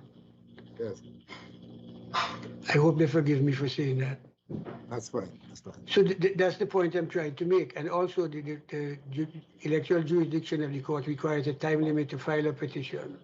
There's the question of deposits. There's the question of what you can or cannot do. And it provides a safe system for the determination of election results after the election, as opposed to before. Because how do we know whether what is being challenged by a constitutional motion would in fact exist should the election day come, and whether that would have affected the result of the election? Election law requires objective facts to make determinations, or not hypothetical opinions from the bar table. Because take for example the issue that has brought us all here today, the question of the if you want to contest. my learned friend in the Court of Appeal, and I would like to draw your leadership. Sorry, the wrong jurisdiction. Justices to the transcript. That's at page, it starts off at page 556 of 603. If I may ask you to look at page 574 of 603, when Mr. Williams was having a discussion with Madam Chancellor over what it is, what is the case of the applicant claimant and now appellant. If I may, Mr. President and Justices, read it because we are here because of an election made by a political party and not because of any action on the part of GECOM. He said the learned Chancellor was concerned about the fact of what had happened. And she said at number 13. So let me start at 11. Remind me of the page, please, Saskia. 574 of 603. Okay. Your Honor, I think that the applicant laid out that reason they wasn't on the ballot was because they were not contested. That is what Mr. Williams said to the Court of Appeal. Madam Chancellor George, that's not in the affidavit in support, Mr. Williams, but Your Honor, so FGM did not make a choice not to have the president on the ballot of the residents of regions that the regions. Madam Chancellor, it did not make a choice. Mr. Williams, it did not make that choice. That choice was done by GECOM's exclusion. Madam Chancellor, oh no. Well, now we are getting in the crux of it. So you are saying that GECOM, and it's really GECOM that has brought the action, that ALP is just in effect mentioned. FGM, you're saying, did not choose to contest, did not choose not to contest, double negative, did not choose not to contest. Did they present candidates for the geographical constituency 9?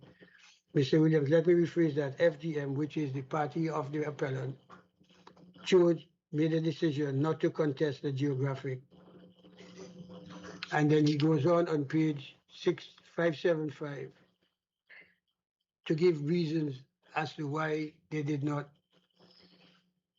elected not to contest the election, and none of it reflects what's being said today. So I think it's a bit of a stretch for a political party to elect, not to be forced out, to elect without giving substantial reasons, not to provide list of candidates for particular constituencies, and then afterwards complain that he would. In fact, if you have a look at the application that was filed, all of the declarations. Mr. Asafan, sorry to interrupt you, Mr. Asafan, but doesn't the Constitution give political parties that right? It also gives them the right to elect not to contest an election. But having not no, not the election. Doesn't it give them the right not to contest all of the geographical constituencies? Yes, they could, and the only constituencies they have to compete contest in a minimum of 6. Yes. After that, you're on your own, and I think there's something wrong, Justice Bulkan, that the party can make a political decision. It's not an economic decision or constitutional decision not to contest 3 or 4 geographical constituencies and then complain it was GECOM's fault and it was Parliament's fault and we didn't follow the Constitution. Mr. Asafan, with respect, I think the complaint is not that it's the fault. What they're saying is that, again, there are two dimensions in the structure. One is the geographic constituency and the national pop-up. And what they're contesting is that, yes, we have the right not to contest, whether it's a political, economic, whatever decision. What they're challenging, and I think it's the question for us, is if you've chosen not to contest in the geographic constituency, And the interpretation that GECOM puts on the law that says, well, if you're not on the ballot, if you don't contest the geographic constituency, then your national top-up list cannot be on the ballot for that. Sorry, That is what they are challenging. That's what they are challenging. That's what they're challenging as not being in conformity with either ROPA or the Constitution. Well, I think there's a problem here because section 11C of ROPA, and if I may just get it. But of course we will get into this, but I thought we were dealing with the jurisdiction issue. So we've.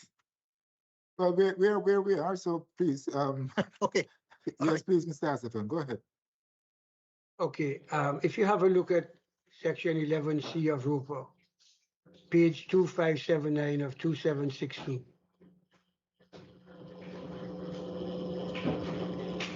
The very last sentence.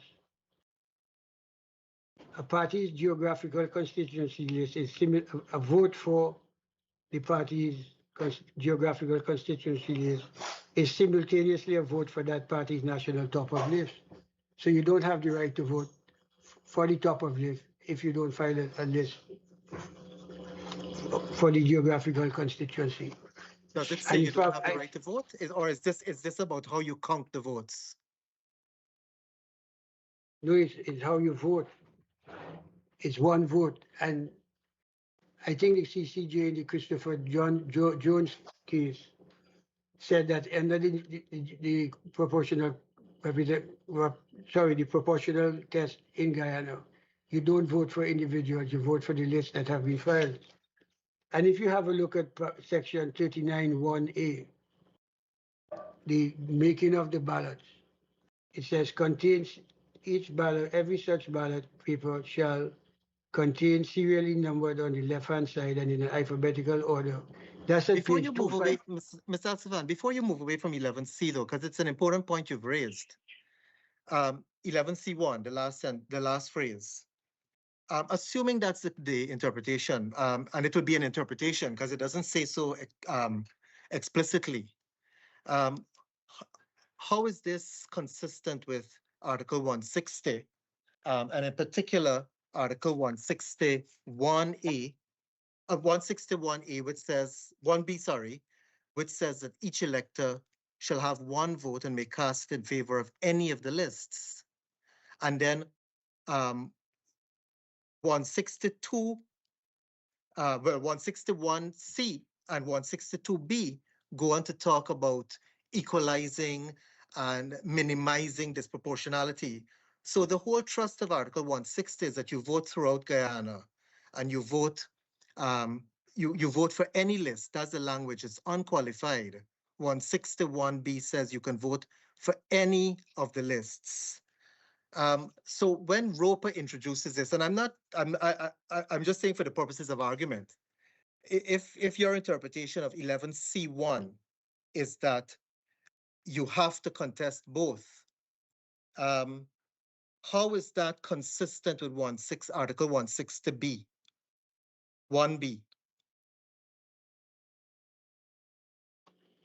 Well, when the Constitution speaks of the right to vote for specific lists, they are of course assuming that lists have been submitted to GECOM for the purposes of constituting the ballots. You have a right to vote once the political party puts the proper list and submit the proper list to ROPA to be able to put the names on the voters list. Because but GECOM is taking the decision. There are two, as I said, there are two dimensions. There is the geographic and the national. So why should what you do in the geographic determine what happens in the national? Because it's dependent on how many votes you get in the geographical list will reflect what you may get in the national top-up list. But that's just a vote. That's just a vote counting. Why should that impact upon entitlement? Well, 11C is talking about how you count it. Why should that restrict your right to vote for the national? Your Honor, if anyone deprived any person of the right to vote in this case, is the YFM who made a decision not to submit any list. We're going think- back to the application, Mr. Asafan. That's the interpretation GECOM has put on it. And so the question is, why is that interpretation correct? Because of the nature of the system in Guyana, it has to reflect sufficient lists across the board in order to give effect to the proportional representation laws of Guyana. And if you don't submit a list, you can't vote for the list because under the laws of Guyana, as the CCJ showed in Christopher Jones, that you have a right to vote for the list, but not for individual persons. That is so, Mr. Asafan, but where does it say expressly that if you don't submit a list for a region, you can't contest in the national? Where does it say that expressly? Well, it doesn't have to be said expressly, but in fact. No, I'm asking, does it say that expressly? Well, it does. Section 11B2 which makes it very clear that you have the right to submit lists for all the constituencies that you're contesting. It If says you that you have a decide- right to submit it. Does it say that if you don't, you cannot contest it? Well, if you don't file a list according to section 39(1)(a), your party's name and symbol will not get on the ballot because the ballot is dependent on the lists that have been voted for. And again, that flows from 11, and again, all of this is in ROPA. So I'm asking, how is that consistent with the Constitution? But even so, Mr. Asfan, I want to take you back to 11C. 11C is simply saying that if you vote for a party's geographical constituency list, it's simultaneously a vote for the national top-up list. Is that saying that if you don't submit a geographical list, that means you cannot, the party's national list cannot operate in lieu of that? Because there are two. Subject to what Mr. Gosai would say to me, I think you have an obligation to file a list and to vote for the list, the geographical list, with the national top-up list, because it depends how many votes you get from the national top-up list, depends on how many votes you get in the constituency geographical list. And I think Parliament must be given a margin of appreciation to put in place a legislative regime that's intended to reflect the constitutional provisions. There's no challenge to the legislation in this case. Mr. Stefan, Yes, sir. Yes. is it not the case that 11C, to which you have been referring, provides in this opening, every elector shall have only one vote? It's one vote, not a bifurcated vote. That is correct. The Constitution says you have one vote. Right.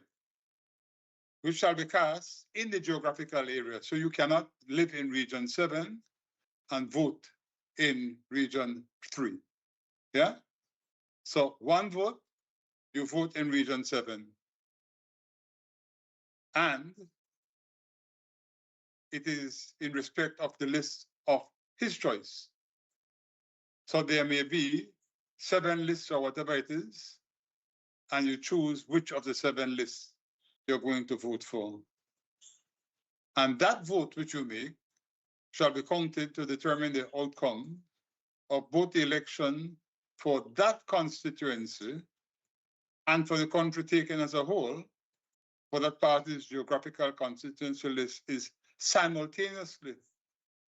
So that is simultaneously a vote for the party's national top-up list.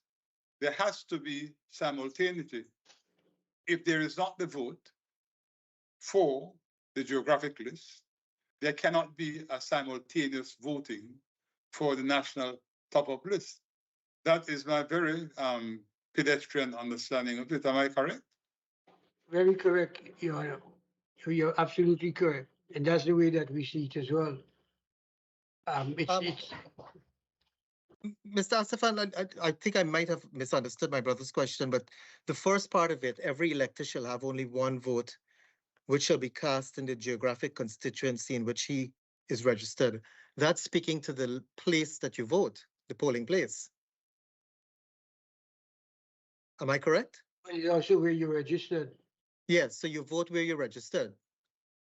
It's not. Well, It's not. I think what the provisions really mean that was referred to by Justice Barrow, that I can vote for any political party that I want to, and then I choose the list that I want that reflects the party that I want No, to support. I'm actually looking at the first part, which it says you cast in the geographic constituency in which you're registered. That part is speaking to the location of the vote, the voter himself or herself. Is that not Well, in correct? Guyana, it also reflects the right to vote in a particular constituency. It's saying, in other words, if you're registered in Region 4, you have to vote in Region 4. And you is have that to correct? vote for the list of Region 4. The list of Region 4. And if there's no Yes. list coming from the Yes. YFM, then the constituents will have to make a decision to vote for some other political party who went through the trouble of submitting a Well, constituency list for their benefit. So, Mr. Asafan, it says in the first part, every elector shall have only one vote, which shall be cast in the geographic constituency in which he is registered.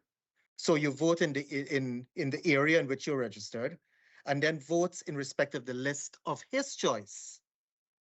So the second part isn't limited.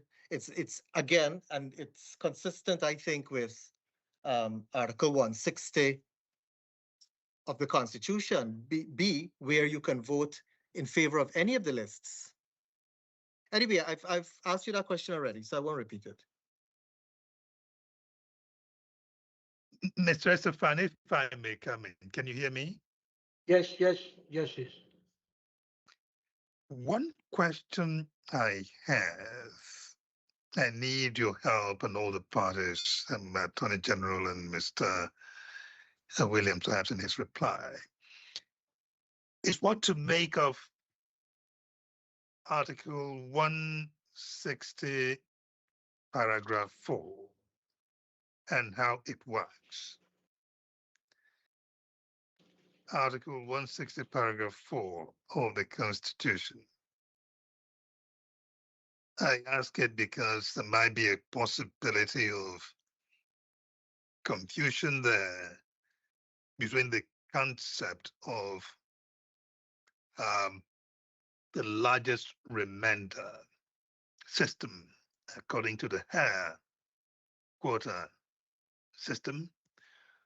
There may be a confusion between that idea versus the idea of a national top-up list. So there may be a confusion there. If you think I understand what that confusion is about, you can help me with it.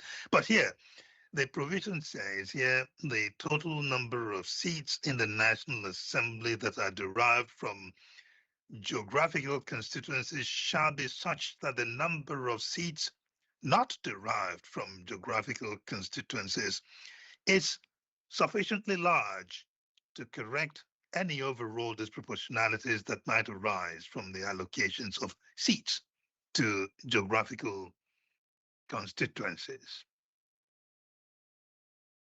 I take it it's talking about the national list, or seats rather, shall be sufficiently large to account to correct disproportionalities. But how would that work in practice? How is it that one that may well go to Justice Balkin's query? I don't know. How can it be that you can use the distribution of seats that are not assigned to geographical constituency to correct any disproportionalities that may arise from constituency distribution? I take your Honor's point, but I think the Constitution and the legislation deals properly with the top-up list, the national top-up list. I don't have the particular section in front of me right now, but I can ask my learned friend, Mr. Gosai, to put it up on the screen if he can. It's on the screen, Mr. Asafan.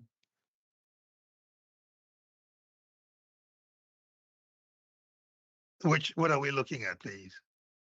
It was just there. Article 164 is what you were asking about, Judge? Yes, all right. So yes, it was just there. It's here again. No. Article 160, paragraph 4 of the Constitution. 160, paragraph 4. Well, it says shall be such that the number of seats not derived from geographical constituencies is sufficiently large to correct any overall disproportionality. I Yes. think that's the whole purpose of the national top of list. So the perhaps the worry is this. and that My understanding of, I know that I believe section, is it 11, 11A1 of ROPA, 11A1 says that the system of PR in Guyana shall be according to the largest remainder system derived from the operation of the hair quota system. There's a way to calculate the hair quota system, and after you calculate the long division, that's some remainders, send the remainder right, who gets the remainder, and you start working it. Some people in some systems, there's a different way of doing it that may give people, lesser parties, votes that large parties may not have. But it's a complicated thing. I don't want to bog us down with that at this stage. But I just want to be sure that we're not confusing that system indicated in section 11A1 with what Article 160, paragraph 4 is saying. So what is it that 160, paragraph 4 then is saying?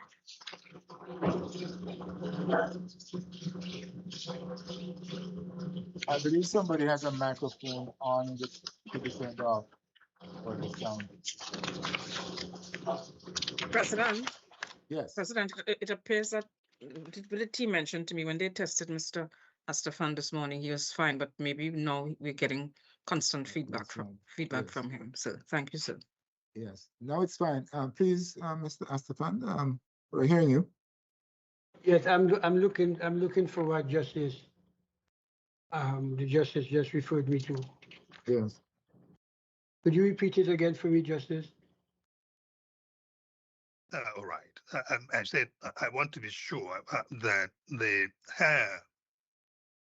largest remainder system that is mentioned in section 11A1 of ROPA, which has a specific meaning. There's a way it's complicated to work that for those who do it. Hair, largest remainder system in hair, is not being confused with what Article 160, paragraph 4 is telling us. Well, And then my question becomes this: what do you understand Article 160, paragraph 4 to be saying as a way of correcting disproportionalities that result from the operation of the constituency list system? well, I think that the whole idea of the top of list is also relevant, and I think the purpose of Section 11 B2 is to give effect to the lists that have been filed prior to the date of the election. If you have a look at Mr. Gusai showed me something, Justice, for one moment.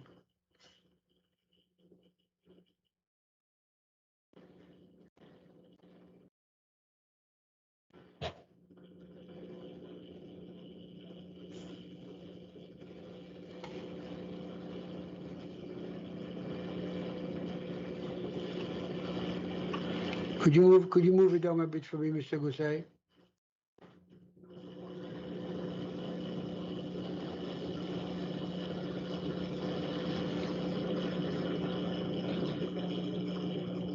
Do you see justice? What Mr. Krystal What has are put we up? looking at? What provision for?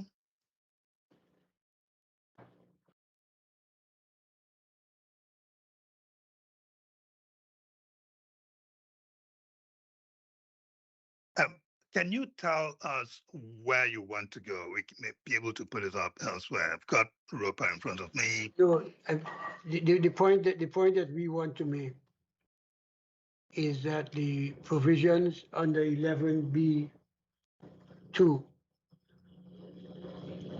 is intended as a starting point for the proportional representation system of elections in Guyana.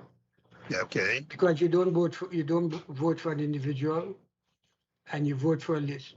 And it's imperative if you want to be elected in Guyana, you or your party must submit a list. And we are saying that the fact that no list was submitted was at the volition of the political party and not a decision made by GECOM. GECOM didn't have anything before them to exclude. And you need the list and the voters to vote on the list in order to constitute the results of the election. And prior to the election to constitute the ballot paper. That's the only response I can possibly give. The Attorney General, no doubt, will take it a bit further. Fair enough. Thank you. Yeah, Mr. Astafan, there was an interesting conversation earlier today where Justice Ebo Suji was speaking with your friend, Dr. Williams, about the important matter of distortion. And I thought of it, and I've been thinking about that question because it is important. And I'm asking the question, perhaps you could assist me. How is there a distortion of the system, the electoral system in Guyana, if someone like the appellant were allowed to vote for the list of her choice in the region in which her party was not contesting? Why is that? And is that your argument? Why is that? Or even if it's not your argument, how do you see that as a distortion of the electoral system in Guyana? Madam, I don't see it as a distortion. I think as the Court of Appeal and the High Court judge said, that the appellant had the right to vote for any political party that she wished who had submitted a list. No, I'm asking if they had not contested. They have submitted a list. They have a national top-up list. But if they are not contesting her region, how is that a distortion if persons in Guyana come to the polls and say we want to vote for that party, even though they are not contesting our region? Why is that so offensive to GECOM, your client? Because no doubt the AG will deal with this as well, but it distorts the system of proportional representation in Guyana. Oh, please, I really do need to understand. Because the voting takes place on the basis of lists. In Christopher Jones, this court decided already that you can't vote for individuals. The list has to be submitted in order to get the necessary votes, to get the additional members for the parliament in the top of list. So I don't see it. I don't see it. If there's a disproportionate. Mr. Astafan, if I may pick up on my sister's question, sorry to interrupt you, but there is a list. It's nobody's asked. I don't think the argument is that contrary to Christopher Jones, which actually didn't delve into this detail, but it's not that you're voting for an individual, it's for the national list. And that's my sister's question. The party has submitted a list. It's a national list. So it's not asking to vote for an individual at all. Your Honor, I have to confess, I'm a bit taken by surprise to hear that they filed a list. My understanding was, especially with the exchange with the Chief Justice, that they had elected not to submit the list. Mr. Astafan, we're talking about two different lists. What maybe the question might be, I don't know,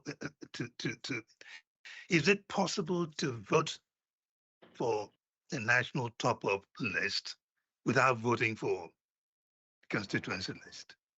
I don't think so. I don't think you can. 11C makes it very clear. The vote on the geographical list is simultaneously a vote for the top of list. Mr. Astafan, you say it's clear. It may not be clear to all of us, but perhaps I don't know if I know you went there already. I had hoped to get the assistance that I so desperately require on 11C, because I don't see it as clear cut as you do. But as you move on, perhaps you will assist. Yes, and the movement, of course, is time bound. I have to remind you. But just on a point of fact, was there any request from any of the parties who did not contest a geographical constituency for the inclusion of the top-up list in those constituencies that they were not contesting? Can you say? I can't, I don't know the answer to that. I'll have to ask Mr. Okay. Gusai. Very well. Maybe there are others who might be able to help us on that. Where did you want to take us next, please, Mr. Astafan? Well, I wanted to rely on our written submissions and our speaking note that we filed. And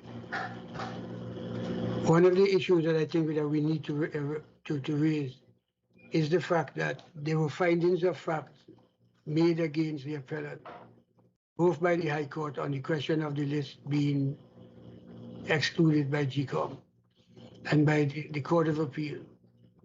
And these findings of fact were not challenged in this appeal or in the appeal before the Court of Appeal.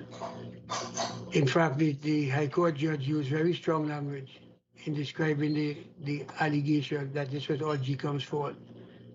And the Court of Appeal also found that there was a significant failure to disclose, et cetera, et cetera, et cetera.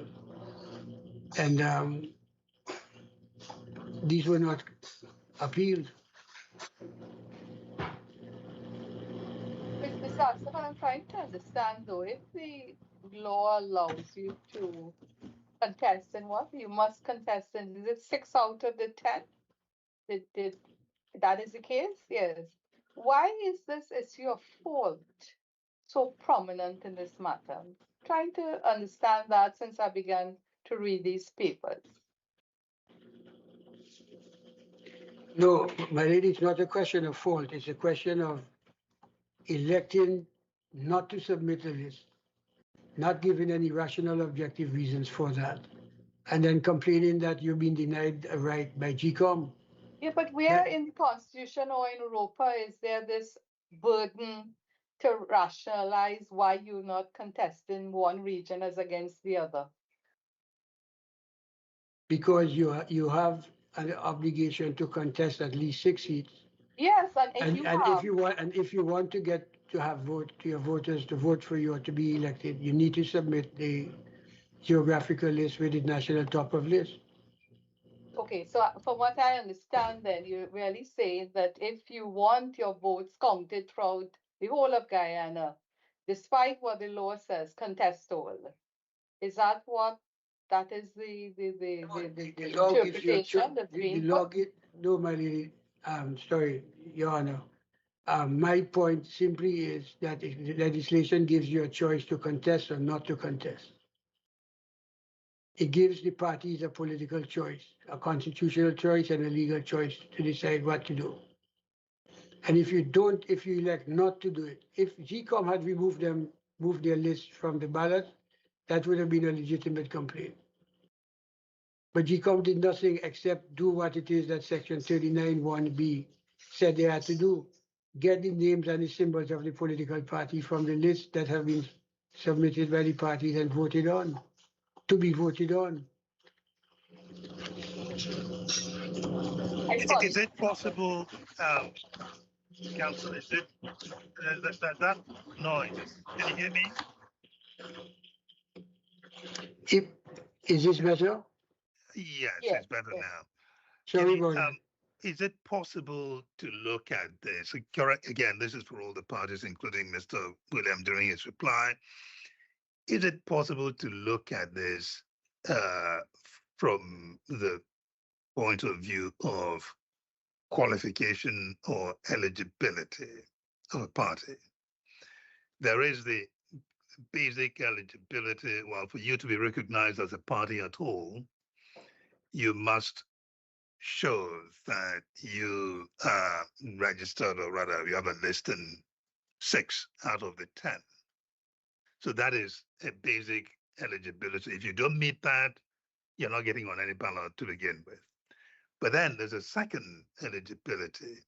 For you to be eligible to contest in any particular constituency, you must file your list in that constituency. If you do not file your list, and I believe the ROPA speaks in terms of an obligation, each party shall file a list.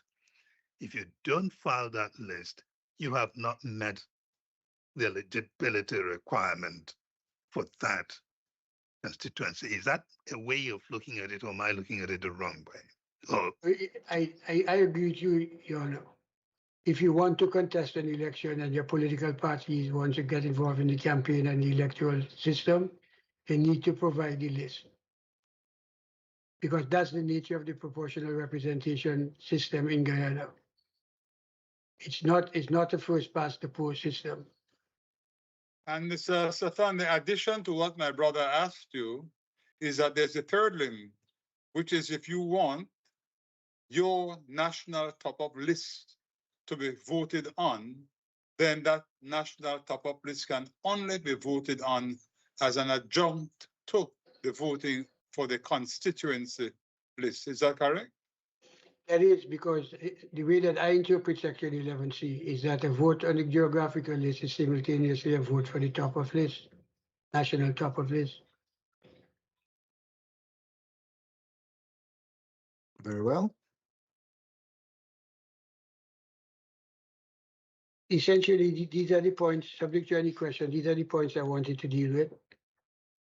We rely on our written submissions and a speaking note. what about costs? There's one concern about costs that seems to be rearing its head. What was the figure justified? I think the figure was justified in this sense. I think the High Court and the Court of Appeal felt they were being taken for a ride by the appellant and her counsel. That they did not disclose the fact until it came out in the affidavit of defense that they did not file the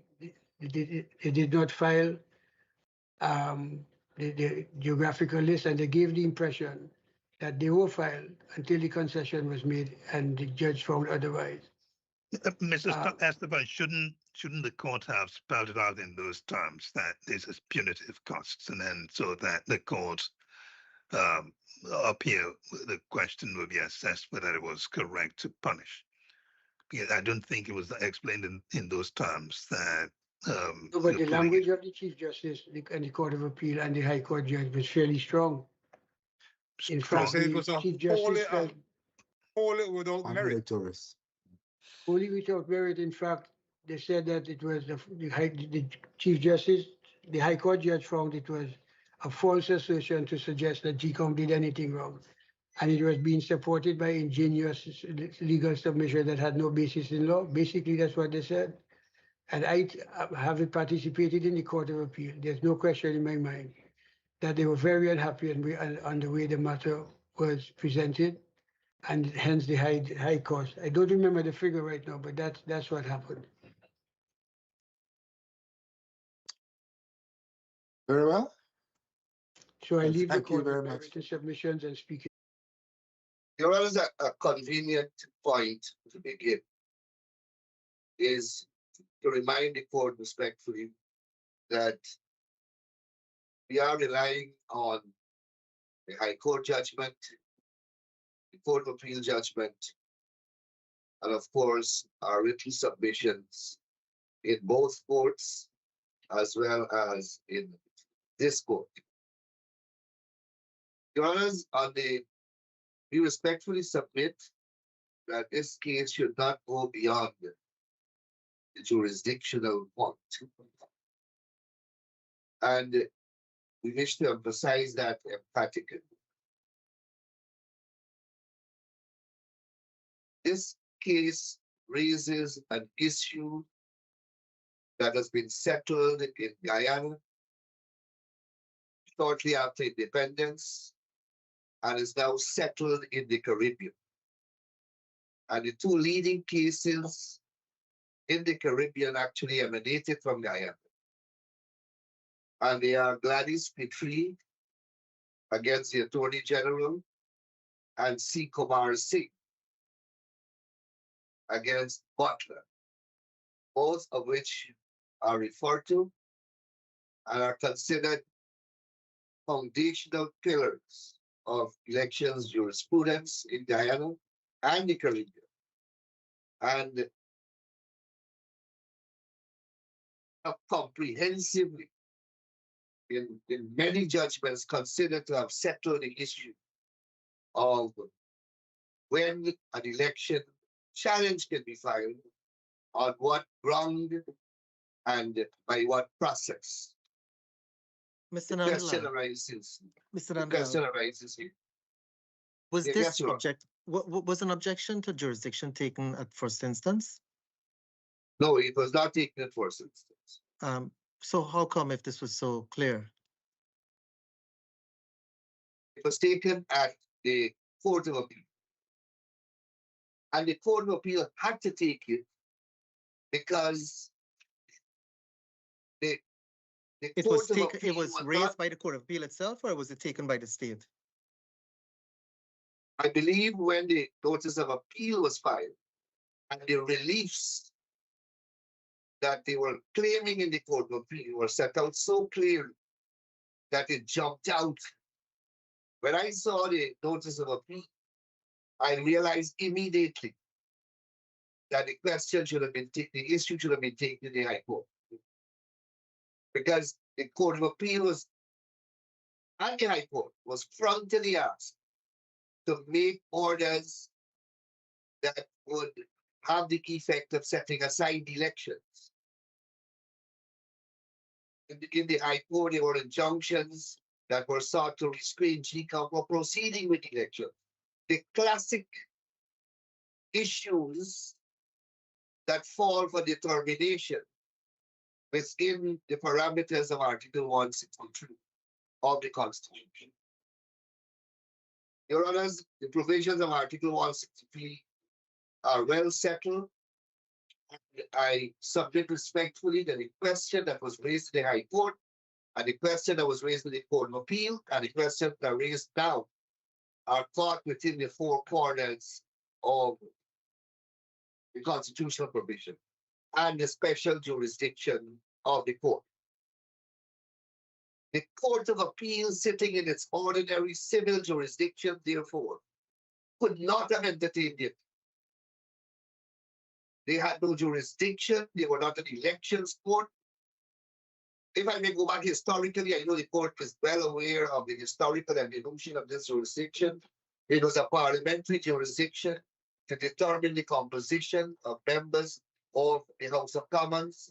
It was carved out subsequently and handed to the High Court with special rules, special legislative parameters that outline special procedures, and the appellate process was also set out clearly.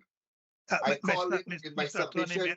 Mr. Attorney, may I come in, please? There's one question the President was asking earlier. He asked it of Mr. Williams, and I believe also Mr. Astafan. Now I will bring that question to you. And I come at it in this way. I come at it this way. The Constitution provides certain rights. Is that correct? Wait, that's not a response. You'll agree with that. Provides certain rights, right to free speech, freedom of movement and all that. But in this case, there's a right to vote. One might also say right to be voted for, if you want to go that far. Those are basic constitutional rights. Do those rights now get subsumed by the question of an election proper? If so, how do we separate when constitutional right as such may be litigated as such, whether or not that right touches on an election. How do we make that distinction? So Your Honor, I'm happy that you have taken me there, because that question was frontally addressed in Gladys Petrie, in C. Kumar Singh, and I'll bring you back to the CCJ in Ram and the Attorney General. And I just checked the judges who sat in that court, and the quorum included President Anderson and Justice Rajnath Lee. And they commit me to address the question. So the question arose when Dr. Williams argued that the election did not take place and that he was not challenging the elections. Well, he changed his argument, obviously. He was challenging the elections, and he is challenging the elections even before this court. But the question of proximity arises. Now, both in Petrie and in C. Kumar Singh, the challenges were filed before the elections. They were constitutional challenges filed against certain legislative provisions that were going to be used for the purpose of elections. And the court had to grapple with that very question, because the argument was advanced, but elections are not yet held. We are not challenging, and the article then in the Guyana Constitution was Article 70, identically formulated as Article 163. And they were saying that this thing speaks to an election already held. And the court had to interpret and follow a long line of Indian cases. And what the court settled in these two cases have become the foundational jurisprudence in relation to jurisdictions for election matters. And I dare say, Your Honor, with the greatest of respect indeed, interfere with this sacred and settled principle. We're going to run into problems in actions being filed anti-elections, and we thought politically that these matters have been settled in the Caribbean. I will go through Caribbean cases to show where the courts have said repeatedly, wait until the elections are concluded. So the matter first arose, as I said, in Butler, in 3 trips. And let me quote directly from Chief Justice Ballot. And he was adopting the arguments of Solicitor General Shahabuddin, who did remarkable research in this matter. And I believe borrowed jurisdiction, learning heavily out of India. Puduswami is the case that they quoted from India and a whole line of Indian authorities. At page 302, Justice Bollers says this: I agree with the submission that the questions which the court has to consider under the paragraph, whether there is some general illegality either affecting the whole election or the election held in some particular place. This election is not being held yet. This is weeks before the elections. Some specific illegality, either an act or an omission which affects the result of the election. It seems to me that the word election, quote unquote election, is used in the paragraph in its wider sense to include the whole process of an election. See 12 Halsbury, 2nd edition, page 237 to 238, wherein it is stated that although the formal steps in every election is the issue of a writ, and at that time elections in England commenced by the issuance of an instrument called a writ, the election is considered for the purpose to begin at an earlier date, ante the writ. It is a question of fact in each case when an election begins, in such a way as to make the parties concerned responsible for breaches of elections law. The test being whether the contest is reasonably eminent. Neither the issue of the writ nor the publication of the notice of election can be looked to as fixing the date when an election begins from this point of view. The election will usually begin earlier than the issue of the writ. It is clear then that for our purposes, the election will at least commence with the issuance of the proclamation of the Governor General under Article 67. And if any irregularities or illegalities are committed from this period of time in relation to the various matters involved in the election, as mentioned by the Attorney General, then those illegalities may form the basis of an election petition after the result of the election has been made known. And the Attorney General here at the time was Sria Gramful. The Solicitor General here was Dr. Shahabuddin. It seemed to me that the argument of the Attorney General at this point is supported by the authority of Punuswamy and the returning officer, Namakala constituency. And in this case, a writ of certiorari was filed, seeking to quash the returning officer's rejection of a person who was nominated as trying to put himself on the thing as a candidate. And he challenged it, and they did not hear the challenge. They say the election has begun. It began with the proclamation. Your Honors, Attorney General, I'm listening to you keenly. I will be reading that tag, but to the extent you read it, I haven't seen my question answered. The question, all you've read is about what's an election, when does it begin, what's an irregularity concerning an election. It seems to me that's what you've read so far in the passage. Whereas the question is, if there's a general right, constitutional right to vote and to be voted for. Once it affects the elections, as Dr. Williams himself said, you can file a constitutional action anytime to enforce any constitutional provision. However, once it touches and concerns the elections, it assumes a different import and significance. And that is what the jurisprudence is. In GECOM Singh, does that additional import and significance that is occasioned by the feature of an election then overtake the basic question about the constitutional right to vote and to be voted for? Your Honors, once it activates a process that affects the election, the legality of an election, then the matter assumes a different character. It goes into a special process to be dealt with by a special court.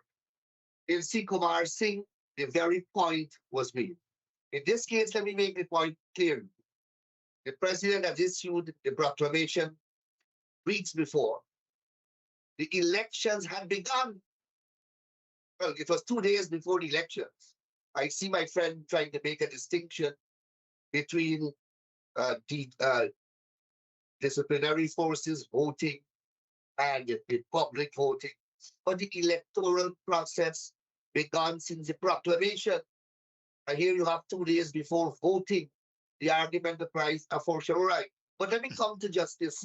Let me come to the unanimous decision of this court. AG, before you go further, because I think from the way, especially the way the president has asked the previous speakers, there seems to have been some kind of refinement, because the Appellant's counsel indicated that he's not challenging any results of the last election. So I hear you, the extensive quotations you've made about touching upon the election and the election petition. But if it is that those specific reliefs are, I don't know, abandoned, the appellant is saying he's not contesting the elections of 2025, but there are some larger systemic questions that have to do with the constitutionality of GECOM's interpretation. Does the question of jurisdiction still pose a bar? And I say that as well in light of the Court of Appeal going on to say, well, okay, we're going to look at these specific 2 questions that remain when we leave aside everything else. But Billard, I will deal with the other aspect, the merits of the appeal. You, I you, just you don't follow me want though, us- Mr. Nandalal, what I'm saying? So it's, he's Yes, saying yeah, that of he's, course. yeah, okay. No, so the fundamental question is, can a litigant who has structured his pleading in such a way, constructed his beliefs in such a way, activated the court's process, us as respondents, fashioned our defenses and our arguments based on those submissions. At the Court of Appeal, 2 submissions were identified. Dealt with only 2, because he attempted again to enlarge his case. And the court confined him to two issues. And those issues, again, touched and concerned the validity of the elections. Yeah, And we Mr. came to this court with those identical issues. Mr. Attorney General, before you go on, and I'm really anxious for you to explore the other cases that you have promised us. I'm looking forward to that. Yeah, yes. Just one point here. You indicated, I think, that the issuance of the proclamation by the GG was, in a sense, the starting gun. And anything that came afterwards had to go into the channel of the challenging of the elections through an election petition. Yes, please, Your Honor. I just wanted to clarify, is that your considered position then? That is the dividing line, point at which Yes, the please, Your elections Honor. are called? Very Yes, well. Please, yes, please, Your Honor. And Good. I quote GECOM Singh. I quote the relevant passage from GECOM Singh. The election will usually begin earlier than the issue of the writ. It is clear then for our purposes that the election will at least commence, and indeed in this case has commenced, with the issuance of the proclamation by the President under Article 67. By President Anderson, you might GECOM. want to push your camera back. Is that better? Kumar Singh, Yes. Thank you. by the time Kumar Singh came around, we became a republic. We had a president. So that's why from Governor General, the language changed to the president. Very well. And then, Your Honor, perhaps the more important case, or the most important of the cases, since there's a court of a CCJ decision, is Ram against the Attorney General of Guyana and others. You will recall, Your Honors, that this case dealt with the passage of a no confidence motion in the Parliament of Guyana during December 2018. And a whole host of the government of the day refused to resign pursuant to the relevant constitutional provisions. And I believe they activated proceedings seeking to set aside a no confidence motion. One of the grounds that they argued was that the voter, the particular person in the National Assembly who voted against the government and who was a member of the government, Mr. Charan Das Prasad, was unconstitutionally elected to the National Assembly because he was a dual citizen. And they tried to nullify that vote on that basis. And the CCJ, we took the objection, yours truly, led by eminent Senior Counsel Mendez, that the court had no jurisdiction to entertain such a question because composition of members of the National Assembly is caught by Article 163 in that special jurisdiction. If you look at Article 163, of course, you'll go through it. It has several parts, including allocation of seats in the National Assembly. And President Saunders spent 7 pages of his judgment, and all the other judges agreed. 7 pages of his judgment dealing with this special jurisdiction. He went through the history of how the thing of, I better read it because of its importance. I started paragraph 32 of the judgment.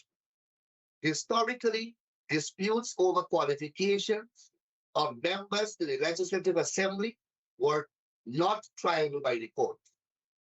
And here you can use illegality or legality of an election and qualifications of members of the Assembly interchangeably, because 163 deal with both scenarios. The case of Devan Nair versus Young Quantek noted the shift in the historical approach to the determination of questions relating to contested election.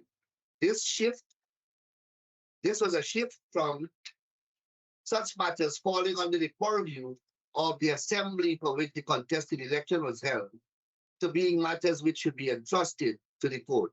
De la Bastide, when I said I spoke about different jurisdictions, different countries, De la Bastide, CJ, in Peters against AG, Chaitan against AG, also took pains to trace that development in Trinidad and Tobago.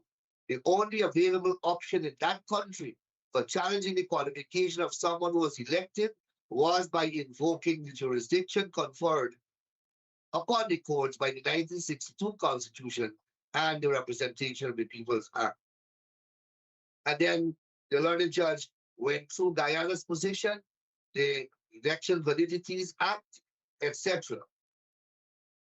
And then he went through all of that, paraphrase Mr. Mendez's argument, and began his conclusion this week at paragraph 13. And permit me, Your Honor, if I spend some time on this. In our view, assumption by the courts of an inherent power to interrogate qualifying and disqualifying criteria in relation to election to the National Assembly will constitute overreach on the part of the judiciary. It will evince a trespass upon the courts, trespass by the courts on the affairs of Parliament by disregarding the method and manner by which the Constitution specifically requires the courts to determine such questions. As the National Assembly validity of election rules indicate, in words italicized and bolded at 36 above, the court has no jurisdiction to determine matters which must be raised by an election petition filed otherwise than as prescribed by Parliament. The court cannot take it upon itself, in violation of those rules, to enlarge its jurisdiction to disqualify a member of the Assembly because the member was aware on nomination day that he was disqualified, but nevertheless consented to have his name placed on it. If Parliament desires the court to have such an enlarged jurisdiction, then Parliament must so specifically provide. In light of these circumstances, the court, by a majority, refused a request by the Attorney General to allow him to adduce fresh evidence to the effect that Prasad was aware of his dual citizenship, etc. The view that the court's jurisdiction is a restricted one is not novel. It has been long recognized and made clear in cases such as Guyanese High Court decision of Petrie that the court's jurisdiction in this regard is not at large and not inherent. The jurisdiction is derived from the Constitution. The Constitution specifies that this jurisdiction is ordained by Parliament. What is prescribed by Parliament in this regard must strictly be followed by the courts. This means that, for example, the time limitations set out in the legislation, Your Honor, you're speaking about the 28 days, means that, for example, the time limitations set out in the legislation governing the presentation and progression of an election petition are construed as condition precedent to the validity of the petition. Rollins CJ in Joseph Reynolds from the Eastern Caribbean now, noting, in keeping with the strict approach our courts have generally insisted that the provisions in elections legislation must strictly be complied with. Our election courts have consistently stated that they have little or no discretion to waive non-compliance with applicable statutory requirements. Accordingly, the consistent result is that failure to comply is fatal to the petition, rendering it a nullity, unless the court finds, etc.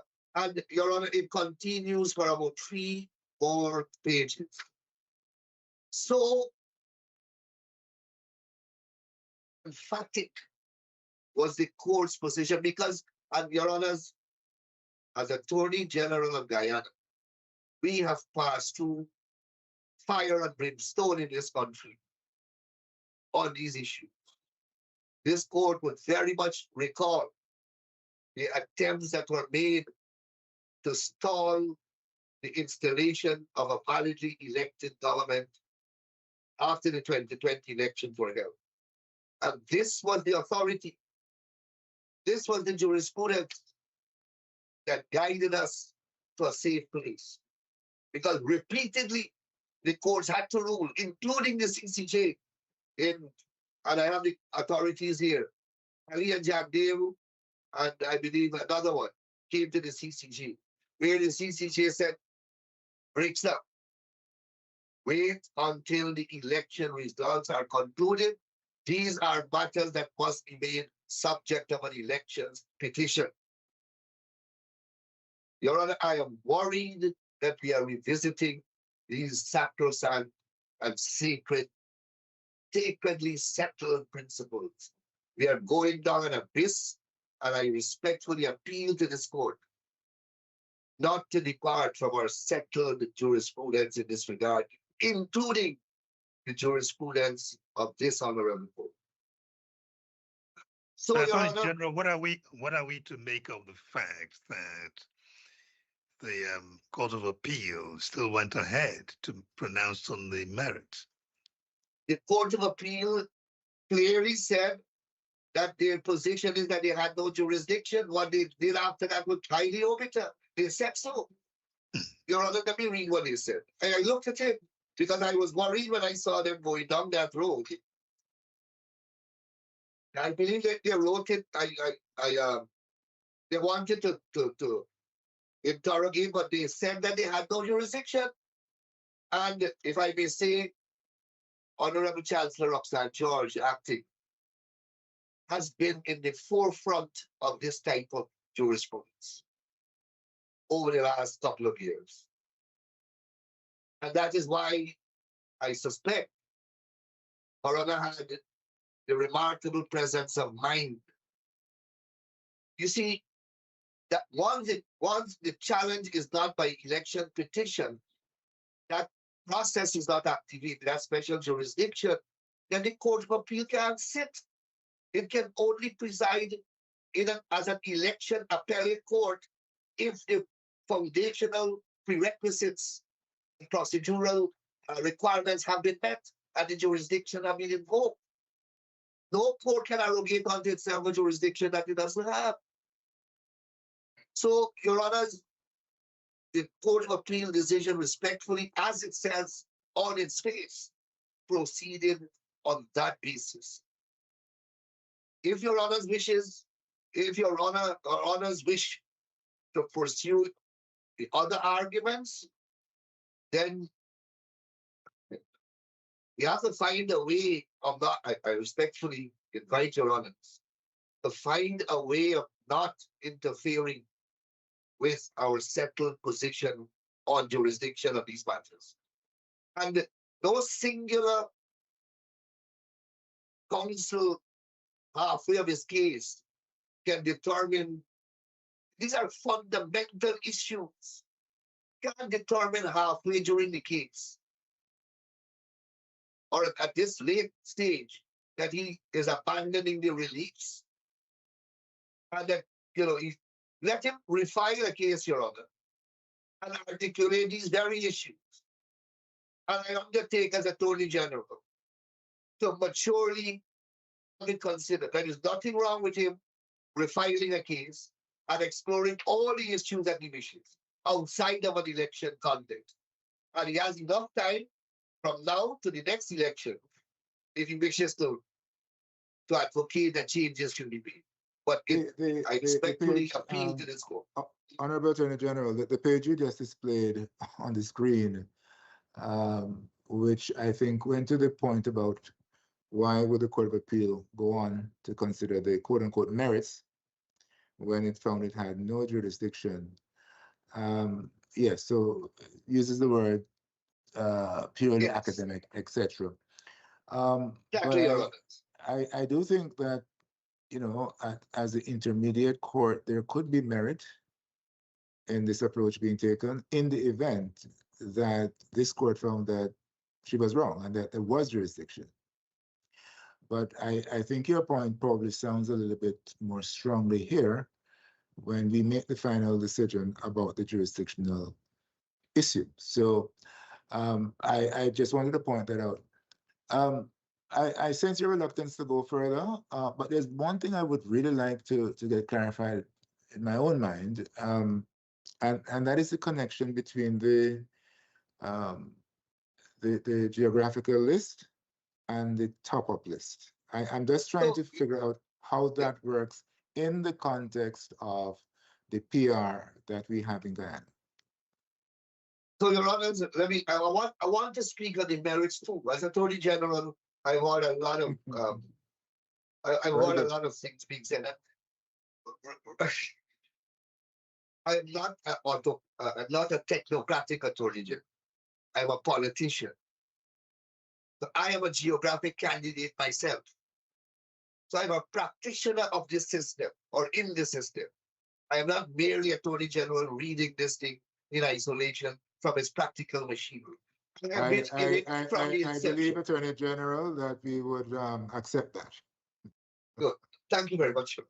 Very well. So, Your Honor, if I may drop my shoulders a little since I dealt with it more important issue. So, in 1966, and I believe Justice Rajnath Lee, in the Rams case, did some research and examined the evolution of our PR system, highlighting how it differed from the Caribbean in Rams case. In fact, Your Honor, quoted Justice Jamadar, I don't see him here. He was sitting in the Court of Appeal of Trinidad at the time. He wrote an article called Mechanics of Democracy, in which he was applauding the PR system as opposed to the first past the post system, in the sense that it is a far more representative system. And if I may digress quickly to go to Barbados, in BLP won all the seats in Barbados in the last elections, with the opposition getting 25% consistently of the votes. 25% of the votes cast in Barbados, but can't get a single seat in 3 elections. That is how the first past the post system is, for want of a better word, defective. However, in 2001, as a result of various processes, 1999-2001, we embarked on a constitutional reform process. And it was decided that we should create a hybrid system. We should gel our existing PR system with an element of geographic representation. Because it was felt then that a list system is too distanced from the electorate. The electorate would not know who are their representative in any particular locality. They got to go to a whole list of persons. Those were the sentiments that drove the establishment of a hybrid system and the creation of geographic constituencies, which mirrored the 10 administrative regions of the country. The population in each region was examined. That is how the allocation of geographic seats were determined. So if you look in 11C, you will see a column. I think it's 11C of ROPA. You will see a column, you will see region 4 has 7 seats because it is the most populous region. And region 2, for example, has 2 seats. Region 6 has 3 seats. Region 3 has 3 seats. It was to reflect the concentration of population in the areas. That's the column thing. Region number 4 is Georgetown, the area where most of the population live. So you have 7 seats. So that was the intent when we brought in this new system. And it gave, and the Constitution, if you look at Article 162, the provision that we've been looking at, if I may look at the marginal note, you will see it came in by Act 14 of 2000, directly out of the 1999 constitutional reform process. So these provisions came and it captured, it was intended to capture, I dare say, thus capture the essentials, I call it in my submission, the skeleton of what a system should be. And emphasis here is placed on the geographic constituencies. And that is why in repeated provisions under Article 160, you see geographic constituency being given prominence. Because that was the mischief that the intervention was intended to achieve, to make it more representative, to allow every political contesting party to feel a list in a geographic constituency, so that you can have more direct representative democracy. Those were the sentiments that guided the. Mr. Nandlal, if I may ask you a direct question, please. Yes. So I'm clear. I mean, I think all of this is quite clear on the face of it. The fact that you're engrafting some kind of constituency on the straight or strict PR system. But the question that I asked the previous attorneys, and I want to get it from you as well, is so yes, this reform is intended to make some more direct connection between voters and the persons who are in parliament. So not just a list system at large.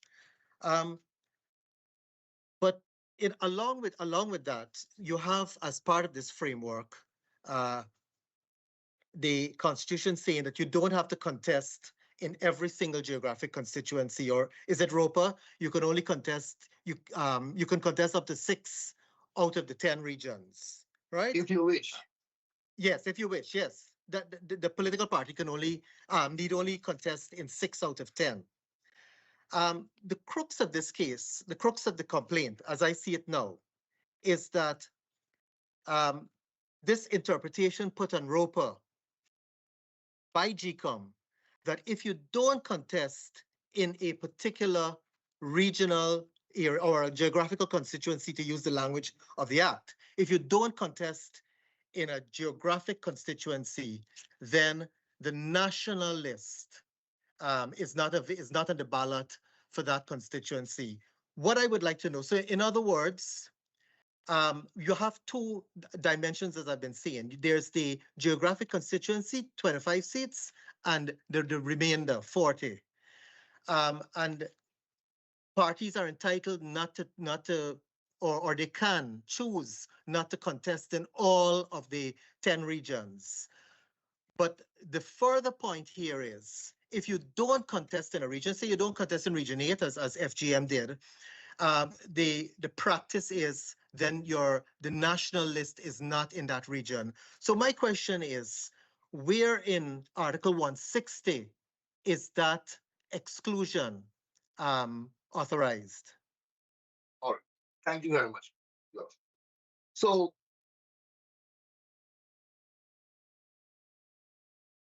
the requirement of 6 out of 10, and there's a further requirement, 13 out of 25. It's not only 6 out of 10. Yeah, I appreciate that, Mr. Nandlal. 13 out of right. Yes, yes. So right. So the intention there was to extract a list that contests at least over 50% of the seats that are up for grabs in the geographic constituency, to bring proportionality greater proportionality and participation. Of course, you don't have to contest all. Arguably, Mr. Nalal, it's not greater proportionality. It's greater geographic representation as opposed to okay. proportionality. I Because stand guided by you. Your Honor has it even clearer than I. Right? Greater geographic representation. Now, Your Honor, the way I give so Article 161 can point, Your Honor, to a direct provision that you would like me to point to. But when you read from Article 161 right down to 4, and you understand how the system is intended to work, you will see, first of all, you will see a bias towards geographic constituency right through. And the Article 1, if you look at ROPA, ROPA was crafted. GECOM is only interpreting ROPA. ROPA, if you look at ROPA, the relevant provision from 11A, they bear the same, they were passed the same time. They were passed simultaneously with Mr. Nandala, the let's go back. constitutional amendments. Mr. Nandala, let's go back to 160 though before we get to ROPA, because GECOM is purportedly interpreting ROPA, and this is really the crux of this contention here, and I really want to understand it in my head. And I think my brother Ibo Soji did mention that these provisions are turgid. And it might not be possible for us to get through them in an oral hearing like this. They're not easy to read, Your Honor. I will agree with Yes, you. they're not. But anyway, we must try. And you say that the intention here is, well, I'm not sure what you're saying about the intention, that if it's reflected in ROPA. But I just want to highlight a few very quickly, because I know we don't have all the time. 161 talks about votes being cast in favor of lists. And it also says in 1B that every elector shall have only one vote and may cast it in favor of any of the lists. So what I see in 1B is an unqualified right. And then when we go on to the rest of it, 161C and 162B, I think these are two critical sections to understand. And I don't make any claim that I understand them. I'm looking for your guidance here. 161(1)(c), to my mind, Mr. Nandalal, is addressing the proportion of seats to votes. And it's saying the exact point that you just made about Barbados, where you say you could get 25% of the total votes and no seats. This is what 161(c) to me and 162(b) are trying to obviate, because they're saying when you tally up the total percentage of votes, as far as possible, they should align with the total number of seats. So if you have 25% of the votes, like in Barbados, you should get 1/4 of the assembly.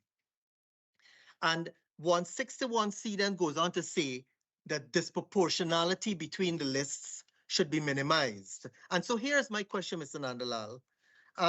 Both of these sections actually talk about. So 161(c), Mr. Gosai, I was glad that you had them up. 161(c) 2B says allocate on the basis of the geographic constituency. And then when you finish with that 25, you go on to count all the votes cast. And when you tally all the votes cast, the percentages should be as equal as possible. So in other words, to me, what these sections, a combination of these sections are saying is that you minimize disproportionality. And so my question is, when do you have a practice where if you don't contest the geographic constituency, GECOM is now interpreting the law to say, well, you can't go into the national, you can't vote for the national. What they're doing is actually contrary to 160, because what they're saying, what they're doing here is that they're maximizing any disproportionality. Let me put it this way: if you don't contest in the geographic constituency, for wherever, let's say it's region 8, then you can't get that 1 seat or 2 seats, right? Agreed. If you don't contest in the geographic constituency, you can't get that seat. But if GECOM is saying on top of this, you can't you have an elector in that area, a voter can't vote for the national, then what it is doing is saying not only you can't get a geographic seat, but you can't get a vote in the national election. And the question there I have is that seems to distort the whole idea of PR, unlike Barbados, where one vote, every vote should count as far as possible. I hope I Your haven't Honor, lost you. every vote counts in these elections. In fact, Barbados, for example, the FGM party got, well, if you look at the results, it got 1% of the vote. 1% of the vote the FGM got, and got a seat in the National Assembly. So representative is the system. But the system is built in such a way that the elections that takes place on election day, they are geographic elections. And that one vote is counted for the election of the geographic seats, and that same vote is counted for the composition of the top-up seats. So, but that's according to Roper, Mr. Nandalal. That's according Sorry? to Roper. That's according. You're reading from Roper there, section 11C1. Yeah, and that, Your Honor, that is what Article 160 says throughout in this long. Perhaps when we get an opportunity to read it carefully and break it down, that is what it amounts to. Attorney General, We have had six, Your Honor, we have had 6 elections under this system, and no one has ever complained. That obviously, we have had many, many legal challenges. Mr. Nandla, may I ask you a question? So I don't want to lose you or the inquiry my colleague started, but I want to understand what the problem is. Yeah, is the problem that either Roper or GECOM is saying that if you don't contest in a particular constituency, you will not get a share in the national list? Or is it that if you don't contest in the in the geographic constituency in any particular one, that may affect your share of the national top-up list? Which one is it? Because maybe the latter one, Your Honor. The latter. The latter one. So if you got your 6 out of 10 and you limit yourself to 6 out of 10, then you take that risk that will reflect in your national. Your Honor, every election, look, the right to vote is not absolute. The right to vote has conditions attached to it. In the first past the post system, if you want to vote for Anil Nandlal, but you don't live in his constituency, you can't vote for him. You have to vote for somebody else. One thing you said earlier, you rested your jurisdiction argument with one observation. You said, look, the appellants can start afresh, go back to the beginning and ask a separate constitutional question, and you would not oppose it. You would litigate it all the way. So are you telling us that in light of all these questions, it might be something to refer the case back to the beginning, to say, look, there are some questions that need to be teased out? It's absolutely up to the court, but I don't know if the court finds that it doesn't have jurisdiction. I don't know. No, it's not about jurisdiction now. It's about what order. Other than raise that question. But yes, the thing is, Your Honor, you see, and perhaps I want to get to the calculation of the results as well, so you understand how the thing works. Mr. Landal, let me get some clarification here.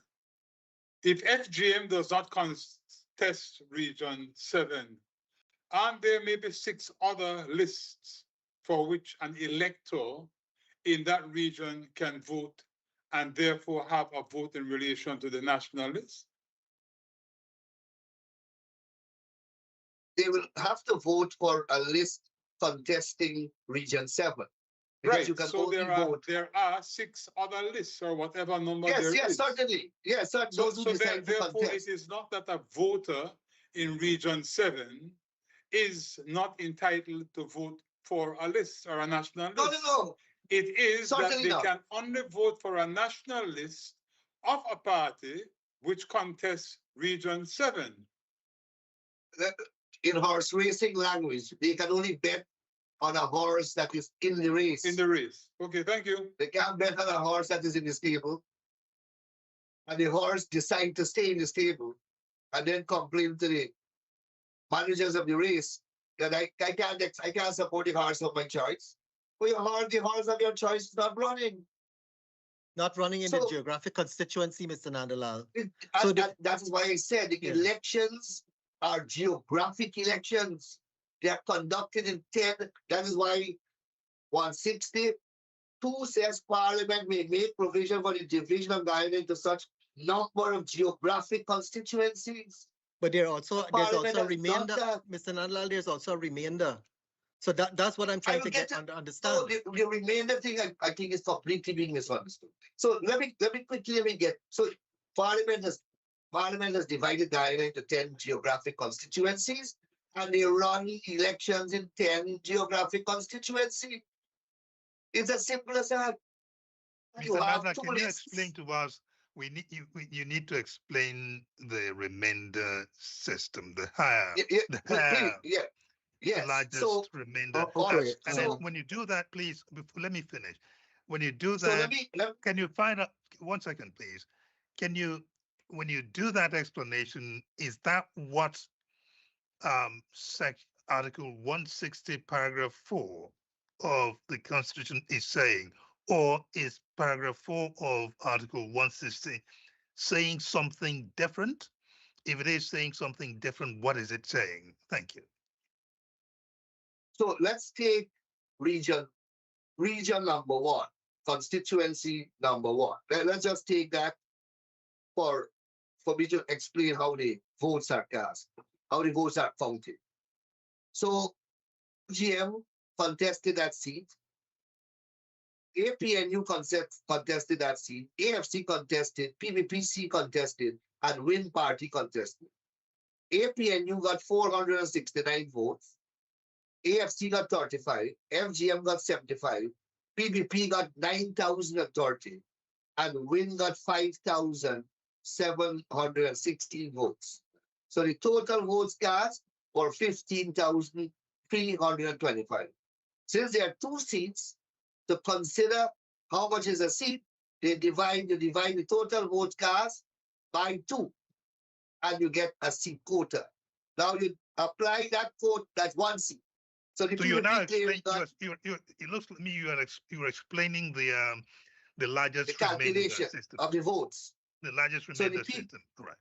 The PVP got 9,000, so clearly they got a seat because a seat was only, I think, 7,000 and something.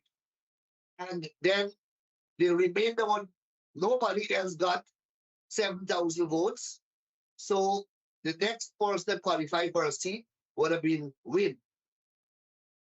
And that's only 2 seats were allocated. Now, if there were another seat, then the person would have gotten the last remainder, the largest remainder, would have gotten that seat. Am I clear? And that is how the seats are allocated. Very clear, I can Mr. Attorney submit. General. I have a.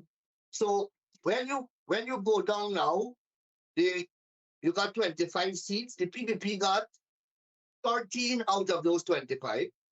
APNU got 4, and WIN got 8. That's 25 seats. Now to get the top up, now you have 40 seats that relate to the top up. So to calculate the top up now, using the here formula, you take the total number of votes cast at the election. Where is that? Where is that column? The other column. 1 second, Your Honor. I have to speak, but here. You take the total number of votes cast at the election, which happened to have been 438,468. And you divide that by the total number of seats, 65, you get a seat equals 6,746. A question, Mr. Nadalal, before you go further, And you before I apply, lose this. Sorry, if I can and complete, with respect, colleagues, could we just have the Attorney General yes, go through the process and then we ask questions, please? yes. So Yes.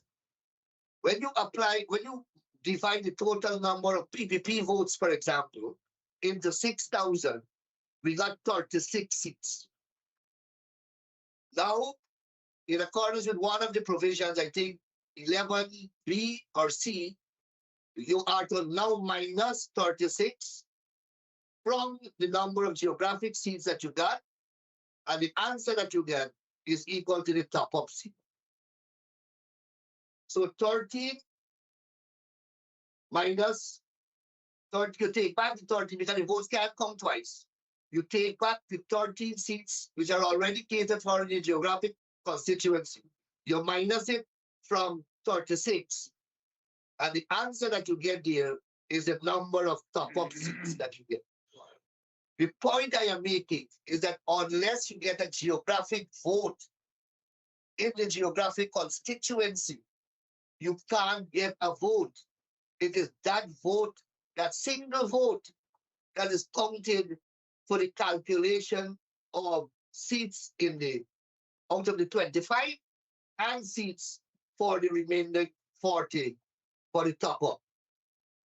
And that is how the system is structured, Your Honor. And every single vote, as I said, counts.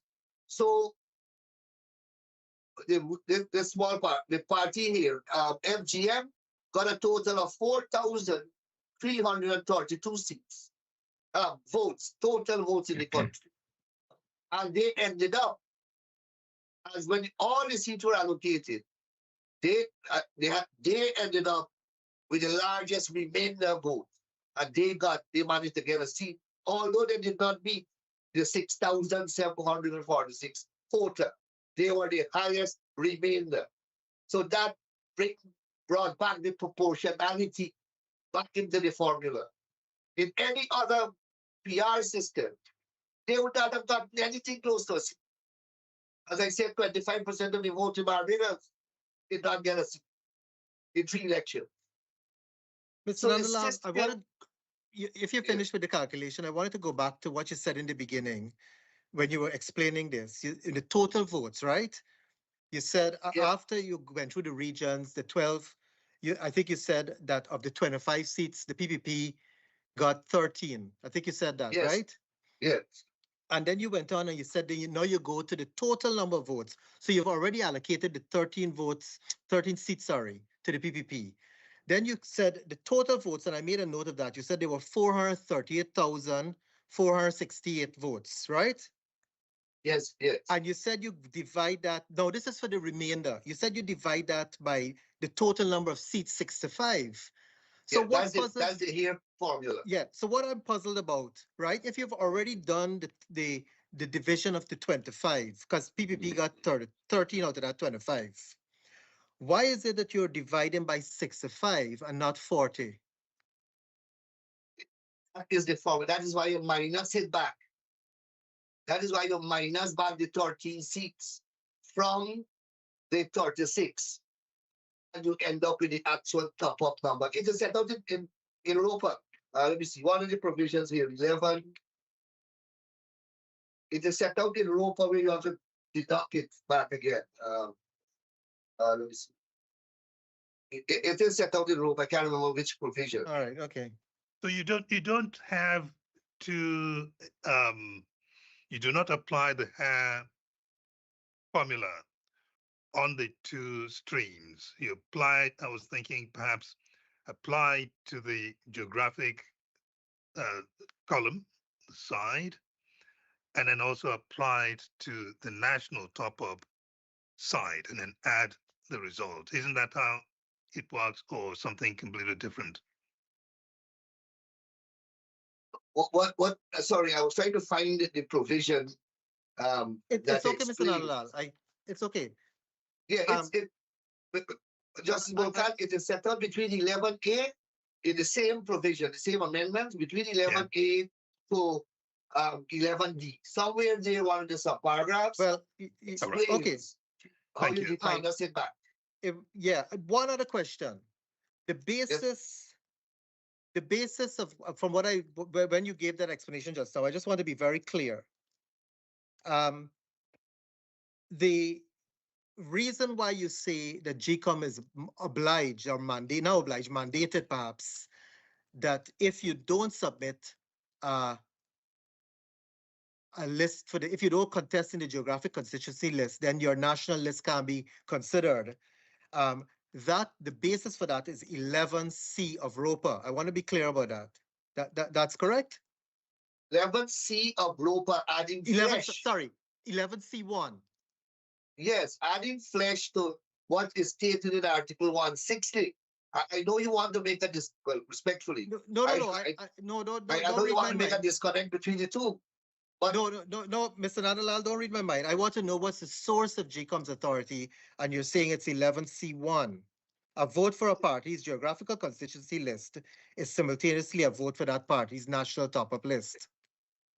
GECOM simply is carrying out the will of Parliament as authorized by Article 160 of the Constitution. That we have to look at it from that perspective. It's not that Parliament went and do something that's completely alien to the Constitution. It's an authorized constitutional legislation. So where to the electoral system. Mr. Nadalal, where in 160 it says this? So, Your Honor, 160, as I said, there's not a single paragraph that I can use. But reading 160 as a whole and understanding what it purports to say, that is what the intention was. And that is how it has always been interpreted. It's okay. In elections. Okay, so I just want to make sure I understand you. Is that express language used in 160 anywhere?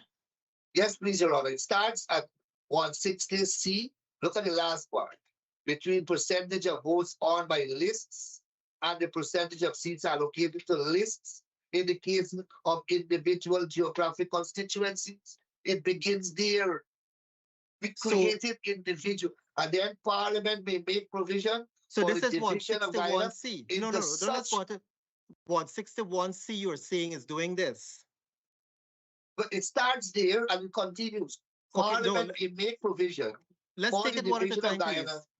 Into such number of the same geographic constituency, not being more than half of the elected members of the National Assembly, etc. And it continues. Mr. Nadalal, please. You're saying it starts at 161C, right? So I want us to look at 161C. 161C, which is on the screen, is saying that the seats of the elected members shall be allocated between the lists in such a manner that the proportion of the seats in relation to the number of votes is nearly as possible the same. So in other words, it's doing exactly what you pointed out doesn't happen in Barbados. The percentages must equate to the votes must equate to the percentages of the seats. Am I correct so far? Yes, but okay, no, let me walk it through. And then because I'm the one who doesn't understand. So 161C, it starts off by saying the proportion, the percentage of votes in relation to the total votes in relation to the percentage of seats must be as equal as far as possible. And then it says minimizing the disproportionality between the percentages of votes earned by lists and the percentages of seats. So again, minimizing this disproportionality between vote and seats in the cases of the individual geographic constituencies and of the assemblies of the whole, the assembly as a whole.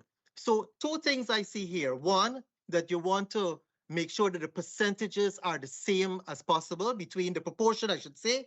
And then secondly, that disparities between the lists that various parties have are as minimized as possible, both in the constituencies and the assembly. Now, if that's correct, Mr. Nadalal, this provision is, to me, is saying you summarize it in one phrase, minimize disparities. How does that authorize that if you don't submit in the geographical constituency, you can't have a vote in the national top-up? But look at what they are trying to proportionate, the individual geographic constituencies. Now, if you are not if you are not contesting an election in that individual geographic constituency, how will you be able to benefit from that proportionality formula that you're advancing? And that is why subsection 2 follows immediately. But Mr. Nandalal, if in the same number 1, I'll leave it here after this because I'm not sure I'm getting you, because just to leave it at number 1C, if you don't contest, you are by your own election, you're at a disadvantage. Therefore, there's nothing to address. When I see 160, if you don't contest it, you don't get a seat. So you're not in the race, to use your analogy. So then there's nothing to adjust. But individual geographic constituency, I mean, if you don't contest none, then obviously there's nothing to adjust. But here you are permitted to contest 6. Mm-hmm. And 13. 6 of the regions and 13 of the seats. So obviously that is what it precisely what FGM did. You know, Had they not contested the election, they would not have been benefiting from this, but they are benefiting to the extent of their geographic participation or their participation in the geographic constituencies. That was the whole purpose of introducing geographic constituency. Or else the position would have remained active. Mr. Attorney, I think we're going to have to bring your submissions to a close soon. I know my brother wishes to ask a question, that's fine. But could you just, in answer to Justice Balkan, just review for us the provisions on which you are relying? Obviously, you mentioned 160, paragraph 1 and C. Then you also mentioned 160, paragraph 2. Is there paragraph 2, right through, and then right through? paragraph 3, you see already it's a system that the draftsman is setting up here. I have no doubt about that, AG. So I'm saying get, that you have if I may. Yes, 160, the entirety of 160, Your Honor. Very well. Thank you so much. It is the same draftsperson that now made the corresponding changes in ROPA almost like, or at least contemporaneously, because we were preparing for the 2001 elections. And this process had to have been concluded. And that was the first election that we had under this new system. Yeah, we have the grounds. President, yes, please. Yeah. Attorney General, you answered one part of my question quite well, but there's a second part I need help with. You remember when I asked the question, I asked you to explain what the largest remainder system on the hair quota system was all about, and you've done that. Now, the second part that you haven't need your help with addressing is the what Article 160 sub 4 of the Constitution is saying, in order to avoid confusing the meaning of that provision with the hair system, because when you hear the remainder, someone might think the remainder means what's left after the constituency. And then you look at 160 paragraph 4, that may tell you that that's indeed the case. But I don't think that's what it is saying. So what is 160 paragraph 4 saying? Your Honor, 160 paragraph 4 has always, it has never been used, because we have never had a situation where when you calculate the votes and allocate the geographic with the national seats, there has ever been a disproportionality. So this caters for an eventuality, Your Honor, I honestly can't conceive. And it is reflected in in a provision in ROPA as well, among the amendments. It is somewhere, it may be at 11C or part of 11C. Look, 11C, the proviso to 5. 11C, the proviso to 5 seems to mirror an eventuality contemplated by the Constitution in 164. So, Mr. Nadalal, 164 would kick in, you were saying, like, say at the end of the election, all the calculations, if you notice a further disparity? Yes, yeah, I think so. Oh, okay. I think so. And as I said, it is fleshed out in 11C 5, the Proviso. proviso. Could If it you be read that? that, Yeah. you read the two together, and you will see it seeks to address an event, which, as I've said, in 6 electoral cycles, I don't think we have ever had an opportunity where that has Attorney happened. General, is it possible that paragraph 4 might also be speaking to the needs of the largest remainder system, in the sense of saying, yes, the largest remainder system means when you apply the electoral divisor and you divide that by the actual number of votes somebody got, it gives you in the integer, the whole number that that speaks to a seat for the party. But then that's not the whole story, because the integer might also mean that there is some remainder. But then that largest remainder may, for some parties, be enough to get them an additional seat. For some, it may not be enough to get them an additional seat. But to make that system work in terms of the largest remainder, then 164 might say, let's have enough seats so that the remainder system may have something to attach to the largest remainder. I don't know. I'm asking. Well, that is a potential scenario, except that there is a 65 seat, and 160 authorized the Parliament to create such number of seats. Parliament created 65 seats, so all the calculations, remainder, etc., got to be done within a 100% being 65. But there is nothing outside of that. The 164 may speak to the need to create more seats or something in future, or something. No. I think so. In fact, when I mean, I prepared this submission some time ago, I spoke to someone from GECOM, and that's what we agreed. That's what I think we concluded may be contemplated here. All right. Thank you. Very well.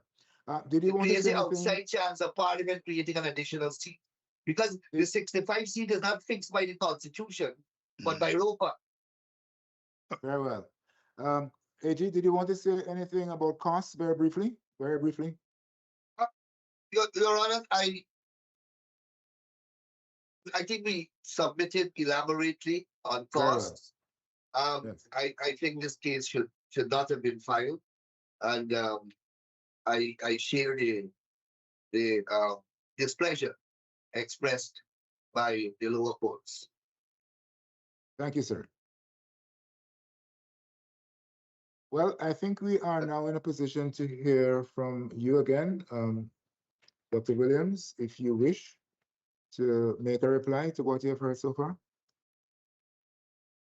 Thank you, Your Honor. Or Your Honors, thank you.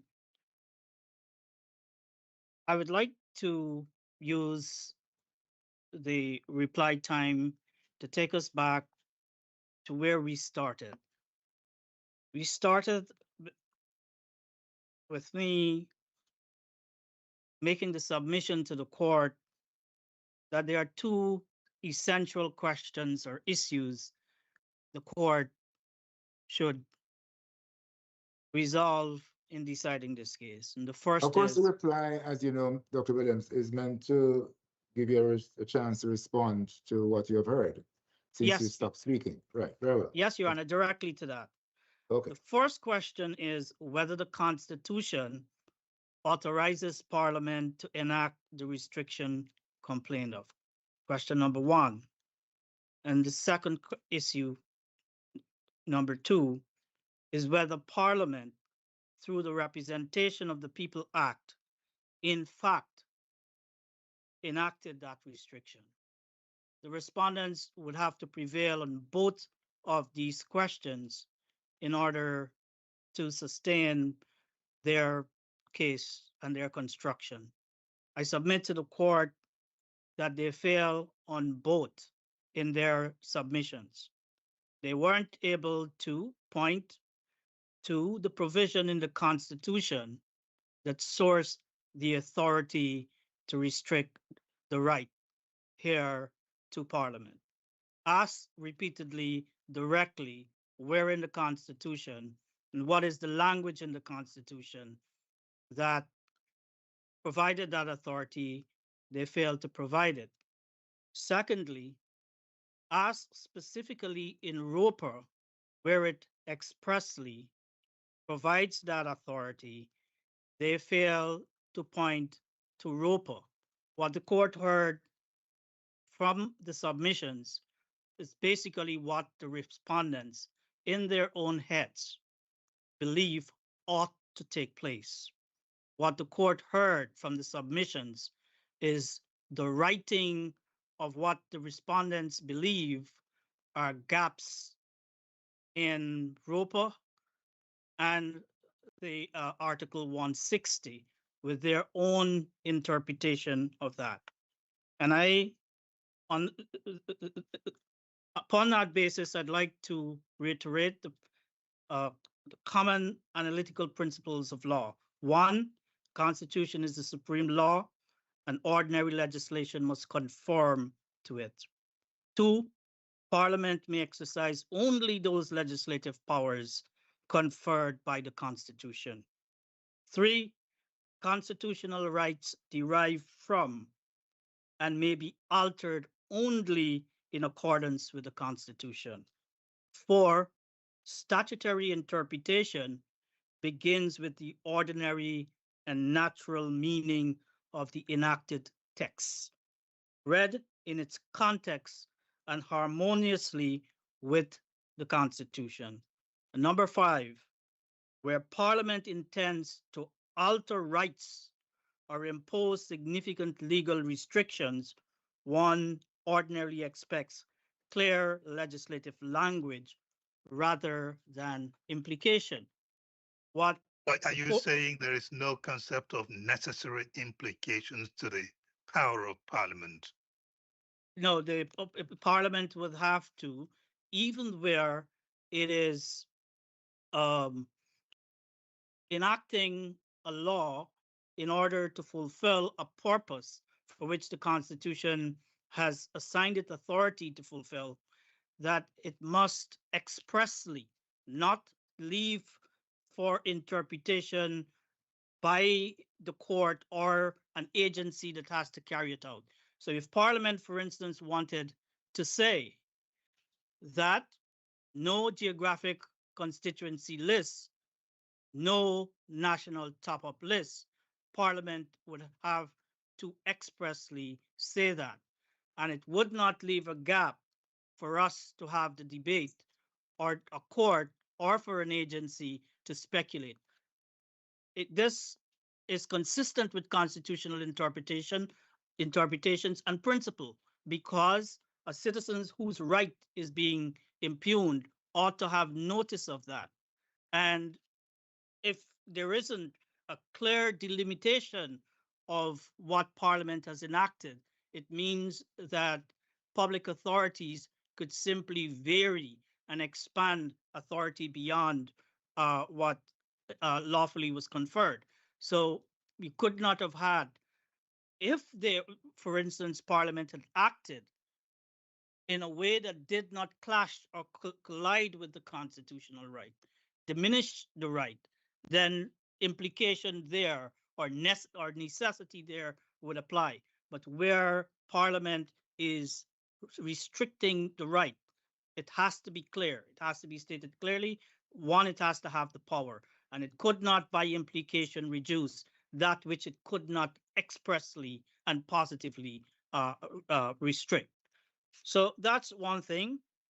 On that note, we have demonstrated that Parliament has not only enacted legislation here, well, the respondents' representation is that Parliament didn't only enact legislation here for the mechanical operation of elections, that they have really conceded that that has diminished the right.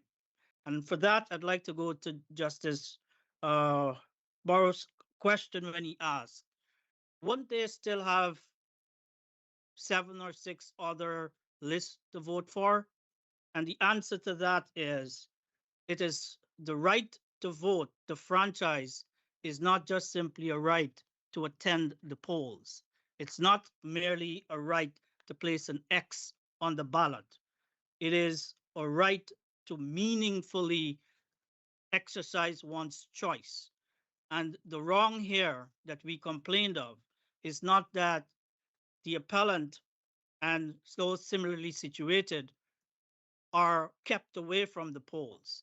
They have lost the right of choice. So what they placed on the ballot, the X they placed on the ballot, is not a meaningful X. What it does, in essence, is reduce choice. How do we limit that, the principle you're urging us, counsel, with a scenario where if we followed you and ruled in your favor, what stops somebody else in future saying, look, I have a right to vote. The party is not on the list. It doesn't matter, but I choose to vote for that party. Anyway, my right to vote means I vote for whom I want to vote for, and the system must accommodate that. How do we make that distinction? Or do you think somebody who makes that argument is entitled to make it? Well, and we are supposed to rule in favor of that argument. Parliament has expressly answered that question and resolved that issue already. In ROPA, it stipulates that a party So the answer is in ROPA.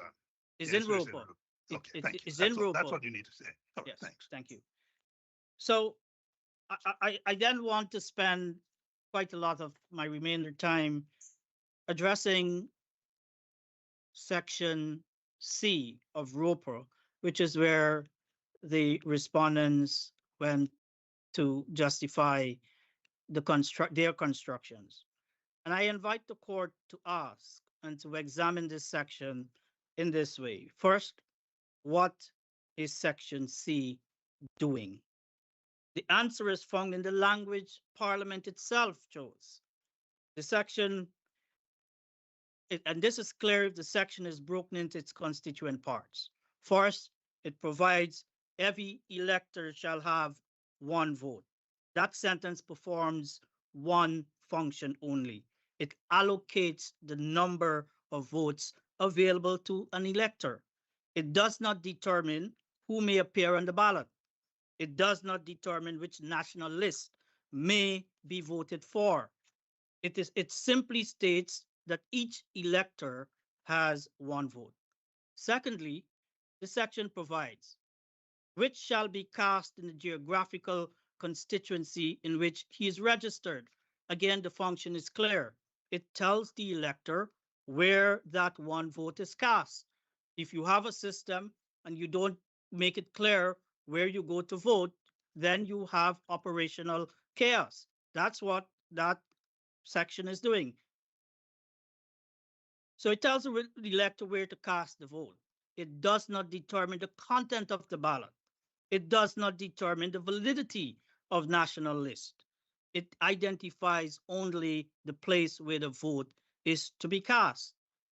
Thirdly, the section provides and votes in respect of the list of his choice. Again, Parliament is describing the mechanics of voting.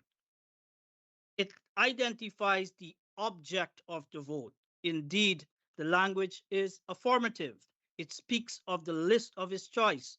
It does not qualify the choice by stating that only certain approved national lists may appear before electors in particular regions. Note that the section, when it speaks of geographic constituencies, it speaks of geographic constituencies. It speaks of geographic constituency list. In this case, it speaks of list of choice. It doesn't speak of the geographic constituency list of the elections of the elector's choice. Fourth, Parliament tells us precisely what the section is about. And that vote shall be counted. Those words are critical. And we look at the operative verb here.